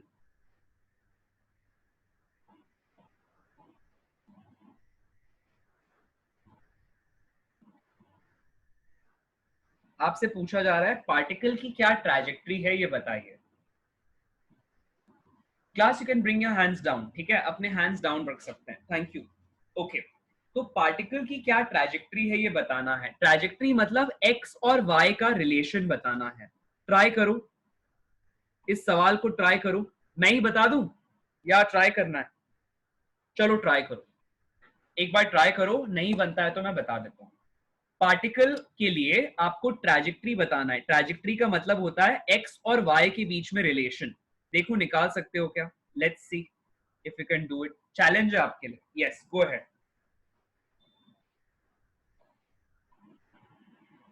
जैसे ही हो जाए तो मुझे मैसेज करो, यहां पर मैसेज करो, लेट मी सी अगर आपके आंसर्स आ रहे हैं तो, ठीक है?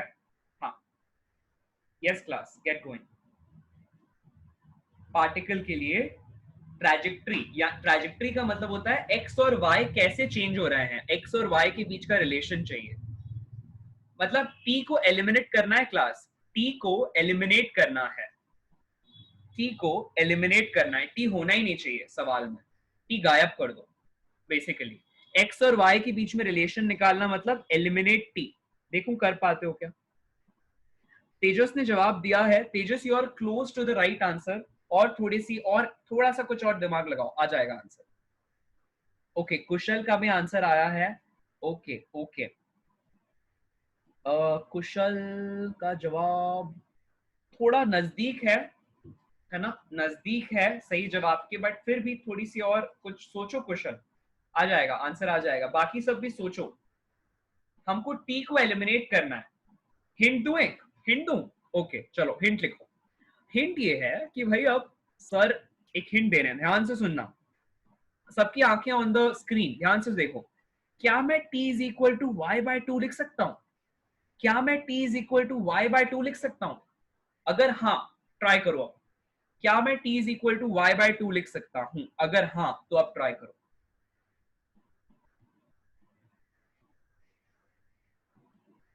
फिर से समय दूं 2 मिनट का? यस, गो हेड, एंड जैसे ही हो जाए सेंड करो आंसर। ये रिलेशंस है, देखो हड़बड़ाना मत।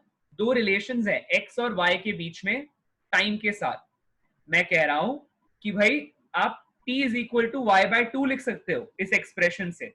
उसके आगे क्या करना है ताकि x और y के बीच का रिलेशन आ जाए? ट्राई करो, आई एम वेटिंग।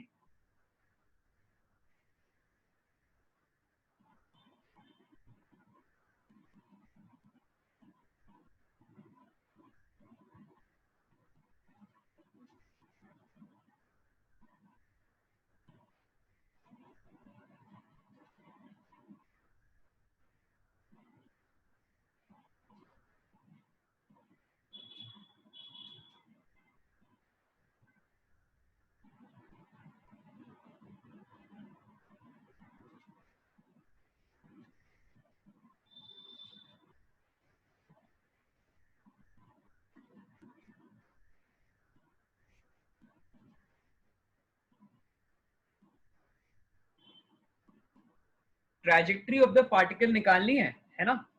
सवाल को ट्राई करो। ठीक है, तेजस ने एक आंसर भेजा है, कुशल ने एक आंसर भेजा है, चैतन्या ने एक आंसर भेजा है, महेश और कार्तिकेय और आयुष ने भी एक आंसर भेजा है। ठीक है, ओके क्लास, देखो अब आगे बढ़ते हैं, है ना? ध्यान से देखना मैं क्या कर रहा हूं। अब सबकी eyes on the board. Pen छोड़ दो, पेन छोड़ दो सब लोग। पेन पर अभी पेन पेन हटाओ हाथ से, ध्यान से अब देखो पहले। ठीक है, ध्यान से देखो मैं क्या कर रहा हूं। हमारे पास दो इक्वेशन है, कौन कौन सी है देखो। वी हैव टू इक्वेशंस, एक x में है एक y में है ना? मैंने आपको क्या पूछा है? पूछा है कि x और y के बीच में रिलेशन लेके आना है ना? x और y के बीच में रिलेशन लेके आना है। तो मैंने क्या कहा, t को एलिमिनेट कर लो, t को हटा दो। तो अब देखो पहली इक्वेशन तो जस की तस रहेगी। अपन t की वैल्यू लिख सकते हैं y by to from the second equation, from the, suppose ये सेकेंड इक्वेशन है, तो सेकेंड इक्वेशन से अपन ऐसा लिख सकते हैं, राइट? अच्छा, अब बस इसको सब्स्टिट्यूट कर दो first equation, substitute in first equation, substitute in first equation. देखो क्या होता है, x is equal to T square plus 2t, right? यहां पर मुझे टाइम को सब्स्टिट्यूट करना है एज y बाय टू। ध्यान से सुनो, y बाय टू क्या हो जाएगा? y by two whole square plus 2 into y by two, that is x is equal to y square by 4 plus y, right? Clear हो रहा है? बस आ गया रिलेशन। तो relation is y square by 4 plus y minus X. आप चाहो is equal to 0 लिखो, और चाहो तो यहां पे ऐसा लिख लो, y square plus 4y minus 4x is equal to 0, minus 4x is equal to 0। ये आ गया अपना final, full and final answer, full and final answer. Okay,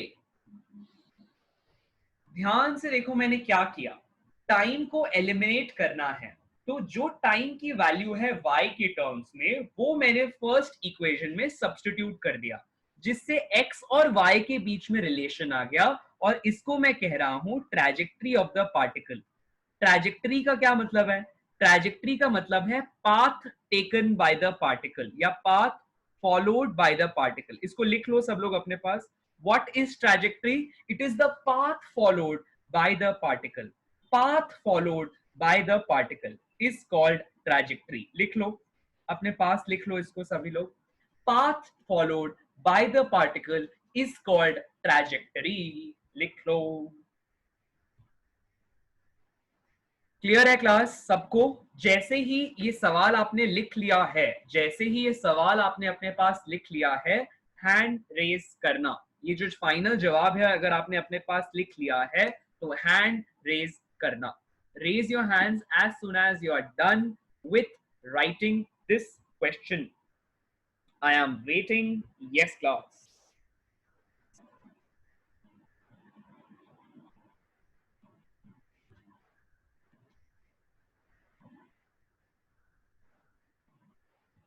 ठीक है, इसके बाद एक और सवाल देखते हैं, फाइनल वाला। ठीक है, एक साथ में फिर सारी क्वेरीज ले लेते हैं। ठीक है,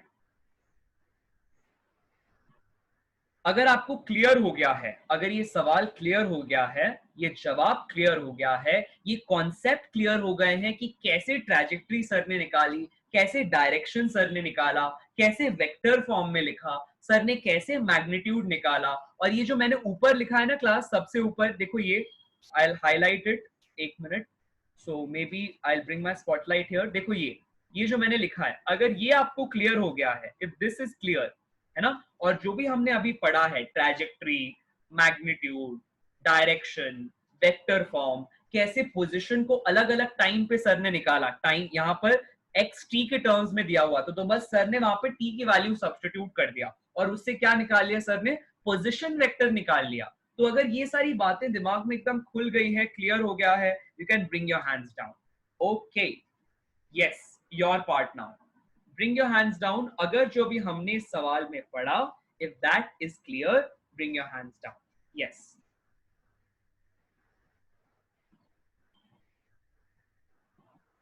Okay, ध्यान से सुनना, ठीक है, कुछ बहुत और इंटरेस्टिंग देख रहे हैं।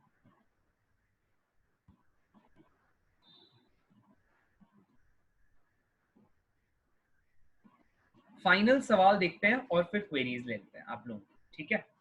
ओके, ध्यान से देखो, सवाल है, हमें कहा जा रहा है कि y की वैल्यू है 10 upon sine theta plus cos theta. देखो यहाँ ना x गायब हो गया, अब यहाँ y थीटा पर डिपेंड कर रहा है।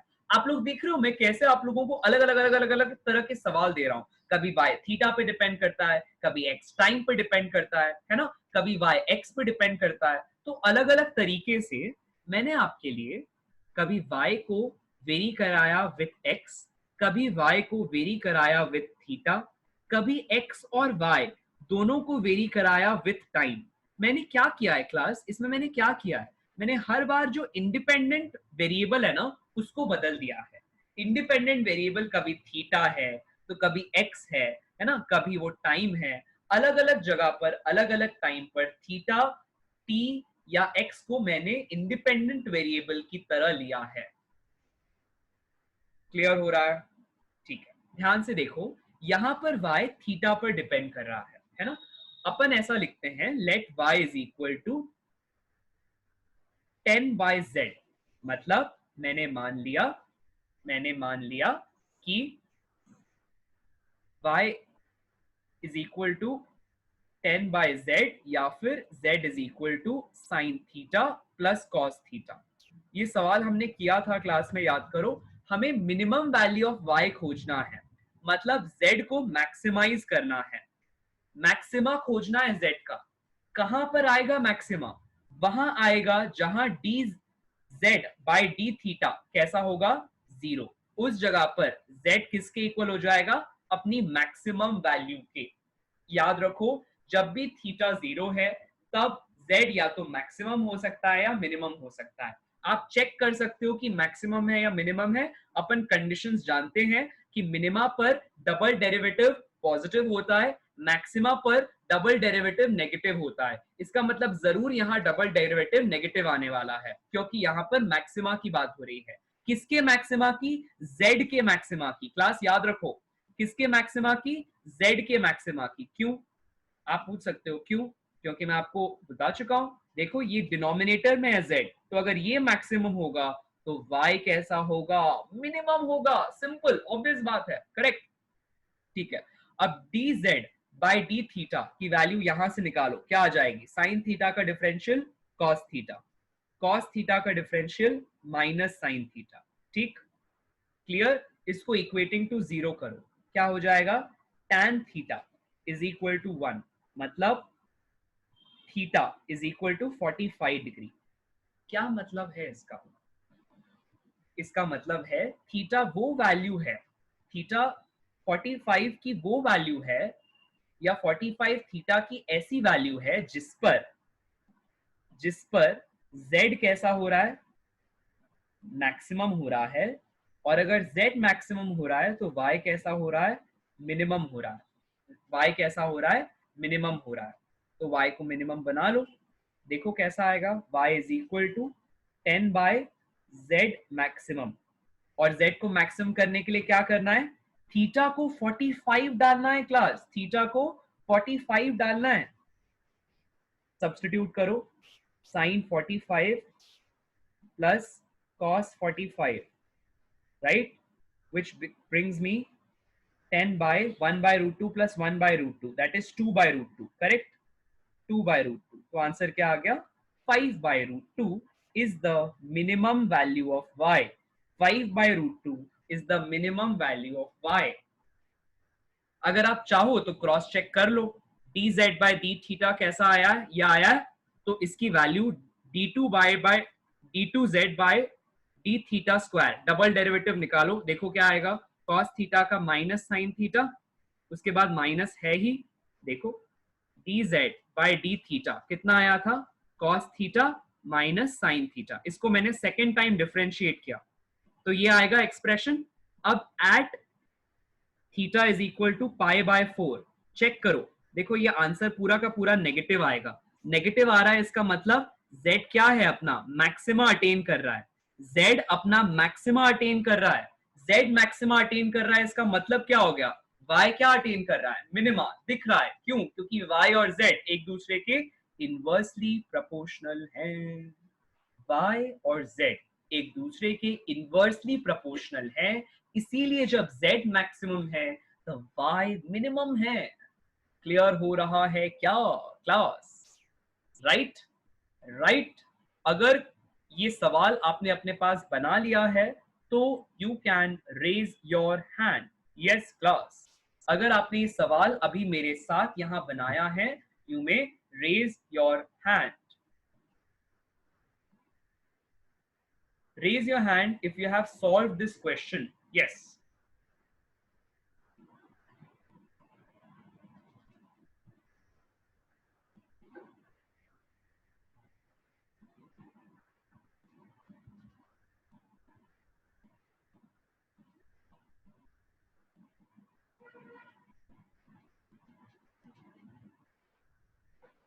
जैसे ही हो जाए बीरज आयुष हैंड रेज करना, ठीक है।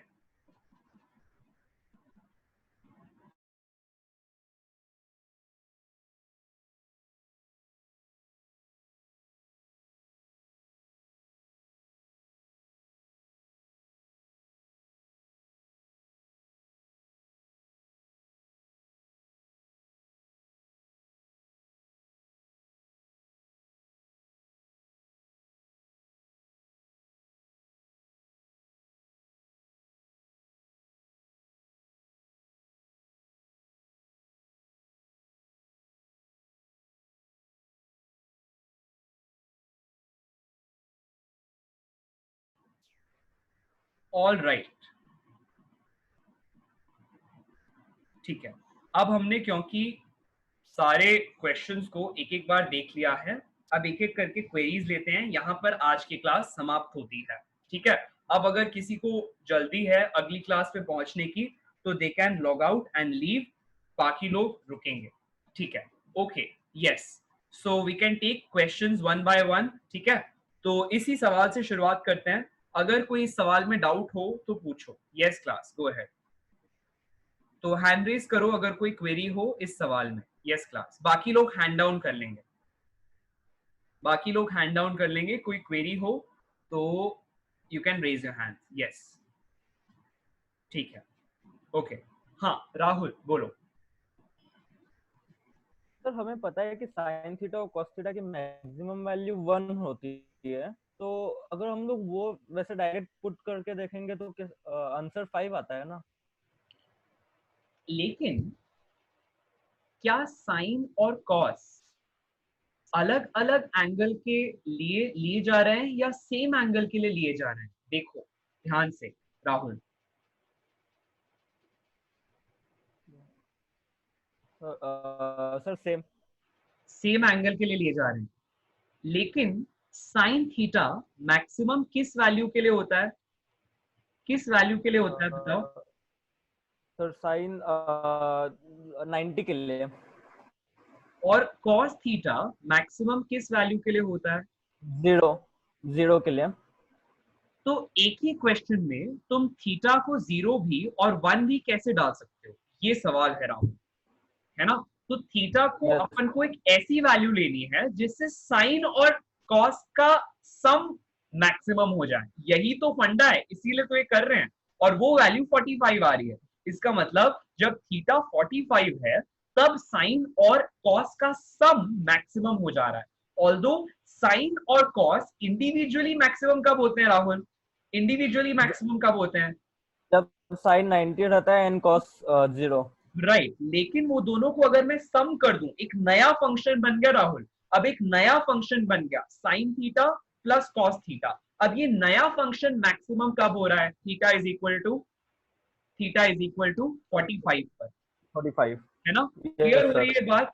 क्लियर हो रही है? Yes sir. एक ही फंक्शन में थीटा की अलग अलग वैल्यू नहीं आ सकती, इसलिए यहां पर मैंने साइन और कॉस थीटा को अलग अलग मैक्सिमाइज नहीं किया है, एक साथ में मैक्सिमाइज किया है और थीटा 45 आ रहा है। क्लियर हो रहा है? ये बात क्लियर हो रही है? Yes sir. ओके, ठीक हाँ है। सर क्लियर है। और कोई क्वेरी तो नहीं है यहां पर राहुल? ओके ठीक है। यस कुशल बोलो। सर इस क्वेश्चन को क्वेश्चन रूल से कर सकते हैं? क्वेश्चन रूल से क्या कहना चाह रहे हो बताओ, एलैबोरेट करो। सर मतलब जैसे इसमें डिवीजन फॉर्म में दिया है तो इसको अपन u u v dash plus v u dash upon v square कर सकते हैं। अच्छा वैसा बोल रहे हो? हाँ देखो कर सकते हो, बिल्कुल कर सकते हो। याद है आई थिंक ये तेजस ने सवाल पूछा था। तेजस याद करो, आपने सवाल पूछा था राइट, कि सर इस तरह से किया जा सकता है क्या? बिल्कुल कर सकते हो कुशल, ट्राई करो, ट्राई करो। आई थिंक आंसर सेम आएगा, लेकिन यहाँ मैं आपको एक कन्वेंशनल तरीका बता रहा हूँ कि कैसे सवालों को आसान बनाया जा सकता है। तेजस एम आई करेक्ट? यही था क्या तुम्हारा भी सवाल एक बार यस पूछा था कि सर? यस सर, इसी टाइप का कुछ था। हाँ, कि हम लोग डिनोमिनेटर में जो आप बोल रहे हो कुशल बिल्कुल कर सकते हैं, बस उससे क्या थोड़ी सी अप्रोच लेंदी हो जाती है। तो यहाँ पर मैं आप लोगों की अप्रोच को इजी बनाना चाहता हूँ, इसीलिए मैंने बताया। लेकिन सवाल क्योंकि तुम्हारे मन में आया है कुशल, इसलिए इसको बनाना जरूर है ना, इट विल टेक टाइम, बनाना जरूर, ट्राई करो। ज्यादा समय लगेगा, देखो कितना समय लगता है और इसको बनाने में कितना समय लगता है, दोनों मैच करो, देखो जो तुम्हारे लिए सबसे कम समय ले उस टेक्निक को अपना लो। बिल्कुल कर सकते हो कुशल। ये अप्रोच क्लियर है कि नहीं कुशल? Yes sir. पक्का? Yes sir. ठीक है, ग्रेट, ऑलराइट। अगले क्वेश्चन देखते हैं, है ना?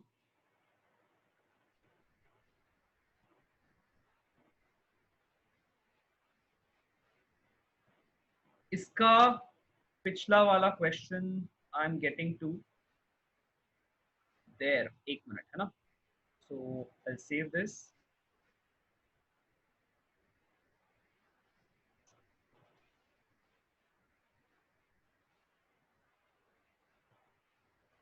ठीक है।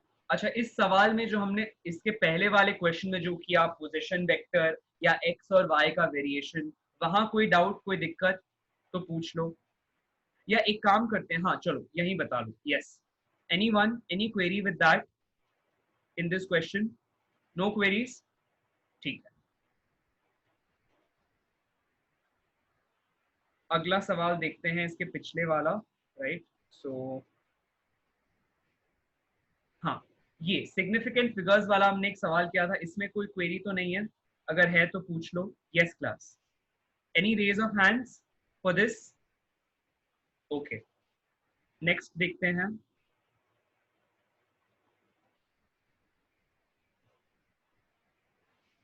Yes, sine, cos, tan, cot, ये सब जो अपन ने थीटा निकाला इनका 120, इसमें कोई क्वेरी तो नहीं है क्लास? अगर है तो हैंड रेज करो क्लास, इसमें अगर कोई क्वेरी हो तो हैंड रेज करो। ठीक है, क्लियर है ये भी, एक्सेलेंट। अगला देखते हैं, ये वाला, इसमें कोई क्वेरी है क्लास? ओके कुशल, हाँ हाँ कुशल बताओ। सर इसमें जैसे y की वैल्यू 0.5 दी है और वहाँ पे dy by dx किया है, तो अपन dy by dx में y की वैल्यू 0.5 अगर सब्स्टिट्यूट करते हैं नहीं नहीं तो नहीं कर फिर सकते, नहीं कर सकते। जब तक तुम्हारे पास y एक फंक्शन के फॉर्म में नहीं है, तब तक direct substitution is against the rule. Kusal, direct substitution is against the rule अगर तुम्हारे पास y की वैल्यू फंक्शन फॉर्म में नहीं है। मतलब ऐसा नहीं कर सकते अपन कि डायरेक्टली यहाँ पर, तुम ऐसा बोल रहे हो क्या कि अपन ने y को यहाँ पर 0.5 लिख दिया और फिर आंसर निकाला? ना ना ना, ऐसा नहीं करना है, बिल्कुल नहीं।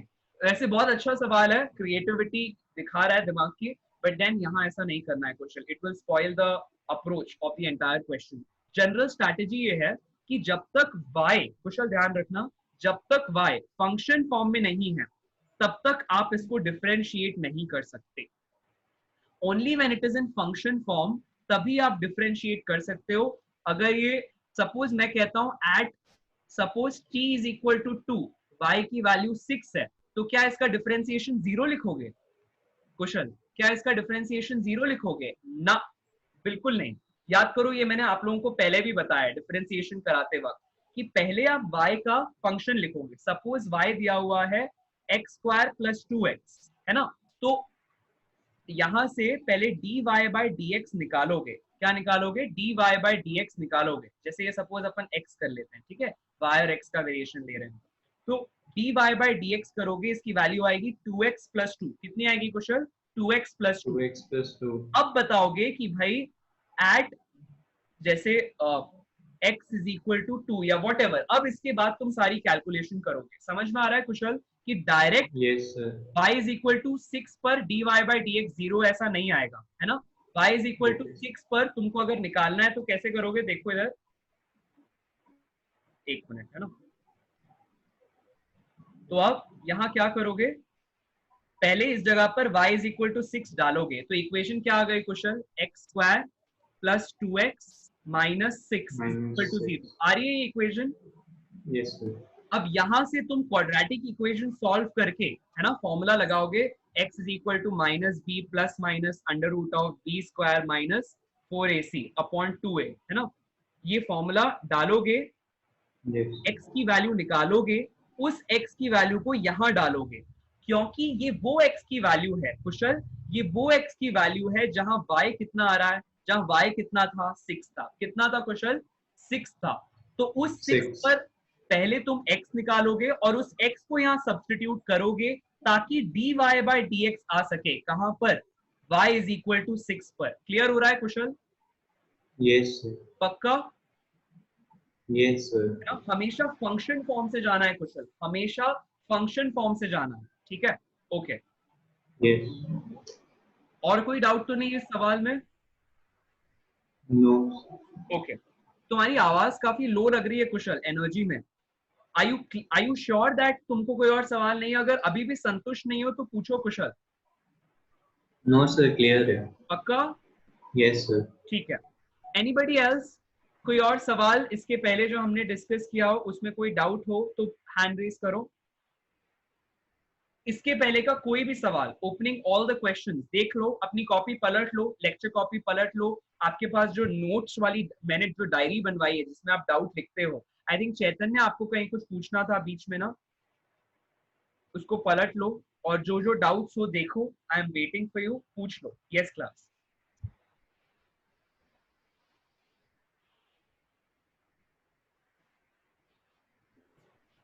आई थिंक राहुल तुम भी कुछ पूछ रहे थे, किसी एक सवाल में कुछ जवाब दे रहे थे, पूछ लो राहुल। चैतन्य, तुमने शायद एक क्वेश्चन भेजा था ना मुझे चैतन्य, तुमको पूछना था, वो भी पूछ सकते हो, कोई दिक्कत नहीं है। हाँ तेजस बोलो। सर मुझे ये डाउट था कि हम कर्व का इक्वेशन कैसे निकालते हैं, क्योंकि आप एक टेस्ट 2 में दिए थे ऐसा कोई कुछ क्वेश्चन? ये जो आज हमने तरीका देखा ना कुशल, जो तरीका देखा ना हमने कि x टाइम के टर्म्स में दिया है और सपोज y ऐसा कुछ दिया है, अब कैसे निकालोगी पोजीशन, बताओ इक्वेशन कैसे निकालोगी कर्व की? जो ट्रैजेक्टरी आज अपन ने देखा ना कुशल, वो तरीका क्लियर हुआ टाइम को एलिमिनेट करने वाला? कुशल ये सॉरी तेजस, ये वाला तरीका क्लियर हुआ आपको कि अपन ने कैसे टाइम को एलिमिनेट किया तेजस? Yes sir. तो बस यहाँ पर भी वही करना है, टाइम को एलिमिनेट करोगी तो ये जो y और x के बीच में रिलेशन आता है, इसी को अपन कहते हैं इक्वेशन ऑफ द कर्व। नहीं सर, वो तो रुको सर एक सेकंड, मैं ना क्वेश्चन ही देखती क्वेश्चन मुझे सेंड कर देना तेजस, कोई बात नहीं, क्वेश्चन सेंड कर दो, हूँ। Yes sir. ठीक है? उसको फिर अगली क्लास में ले लेते हैं। कोई और सवाल? आई थिंक तेजस आप, आई थिंक कुशल पूछ रहा था। हाँ कुशल गो है। सर क्वेश्चन नंबर 16 को नहीं आ रहा है समझ में। क्वेश्चन नंबर 16 नहीं आया? ओके एक minute, let us go back. कौन सा है, मुझे रोकना क्वेश्चन पे, ठीक है? Yes,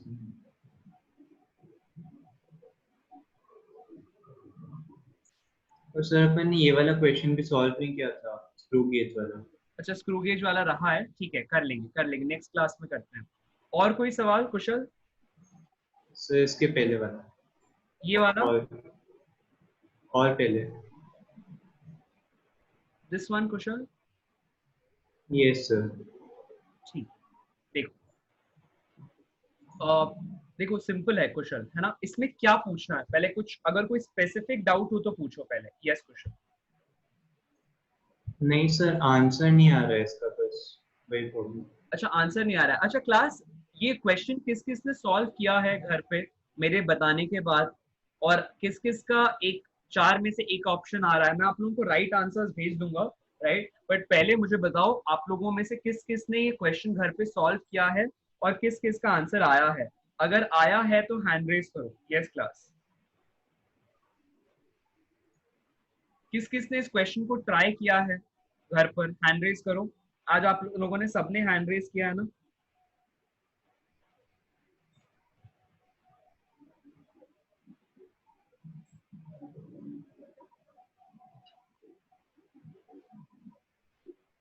देखो, अच्छा किसी को देर तो नहीं हो रही है अगली क्लास के लिए? तो हम लोग एक सवाल देख रहे हैं, this is not answer for this question, it's a different question. हमें क्वेश्चन में लेंथ दी गई है, मास दिया गया है और डेंसिटी का एरर निकालना है, एरर इन डेंसिटी पूछा जा रहा है, ठीक है?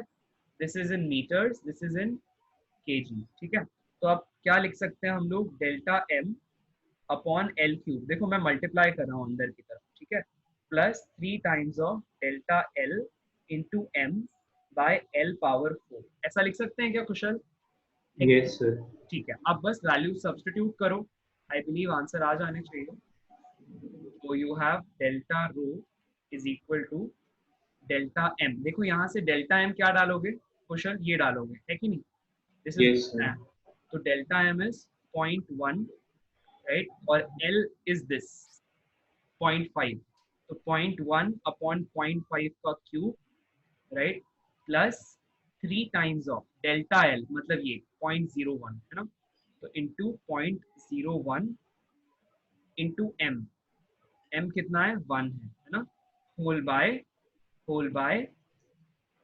एल का क्यूब, ठीक है? एल मतलब 0.5 सॉरी 0.5 का पावर 4, ठीक है? तो अब बस यहाँ पे सब्स्टिट्यूट करनी है वैल्यूज। देखो कुशल एक बार ये लिख लो, इसको सब्स्टिट्यूट करो, देखो whatever answer comes it should come from here, ठीक है? Yes. एक Yes, बार sir. ट्राई करो जो भी आंसर आता है, ठीक है? Yes. और we'll go ahead and see, don't worry, ठीक है? इसको ट्राई कर लो, इसको ट्राई कर लो। वीरज तुम्हारा ऑप्शन आ रहा था 1.3, आयुष का आया था 1.3, कार्तिकेय का आया था 1.28, ओके, चैतन्य का आया था 0.03, तेजस के लिए आया था 0.56। यहाँ ट्राई करो क्लास, इस ये वाला आंसर निकालने की कोशिश करो, यहाँ से फिर अगली क्लास में देखते हैं। अगर इसके बाद भी आंसर नहीं आ रहा है तो अपन फिर सॉल्व कर लेंगे, कोई बात नहीं है, ठीक है? इसको यहाँ पे ट्राई करो। क्लियर है क्लास? कुशल क्लियर है क्या? ट्राई कर लोगे? यस सर, ये लिख लिया है तुमने Yes. आपके पास? ये लिख लिया है क्या? Yes sir, yes sir. ठीक है, फिर अभी आप लोग अगर नेक्स्ट क्लास है कोई तो वो अटेंड करो, ठीक है। I think this comes out to be 0.8, right, plus plus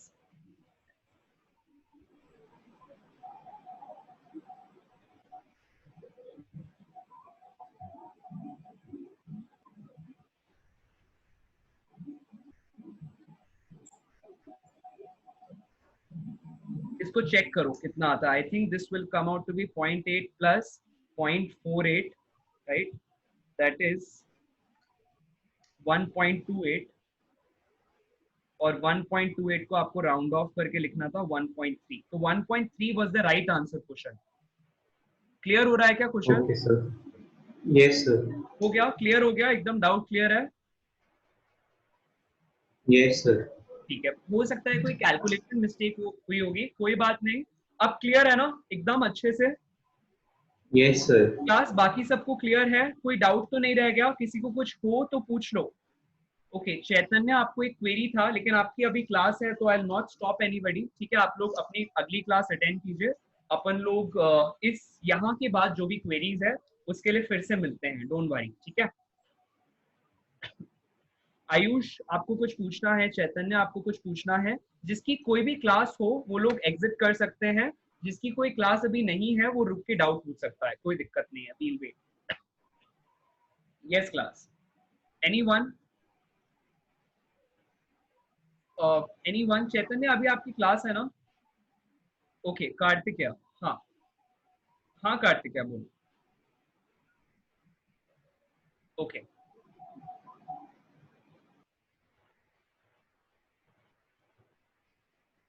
हाँ कार्तिकेय पूछो, एनी क्वेरी कार्तिकेय? डाउटलेस कब होगी नेक्स्ट? ठीक है class, thank you very much, thank you for being a part of the session. Let us meet in the next session, until then goodbye, thank you.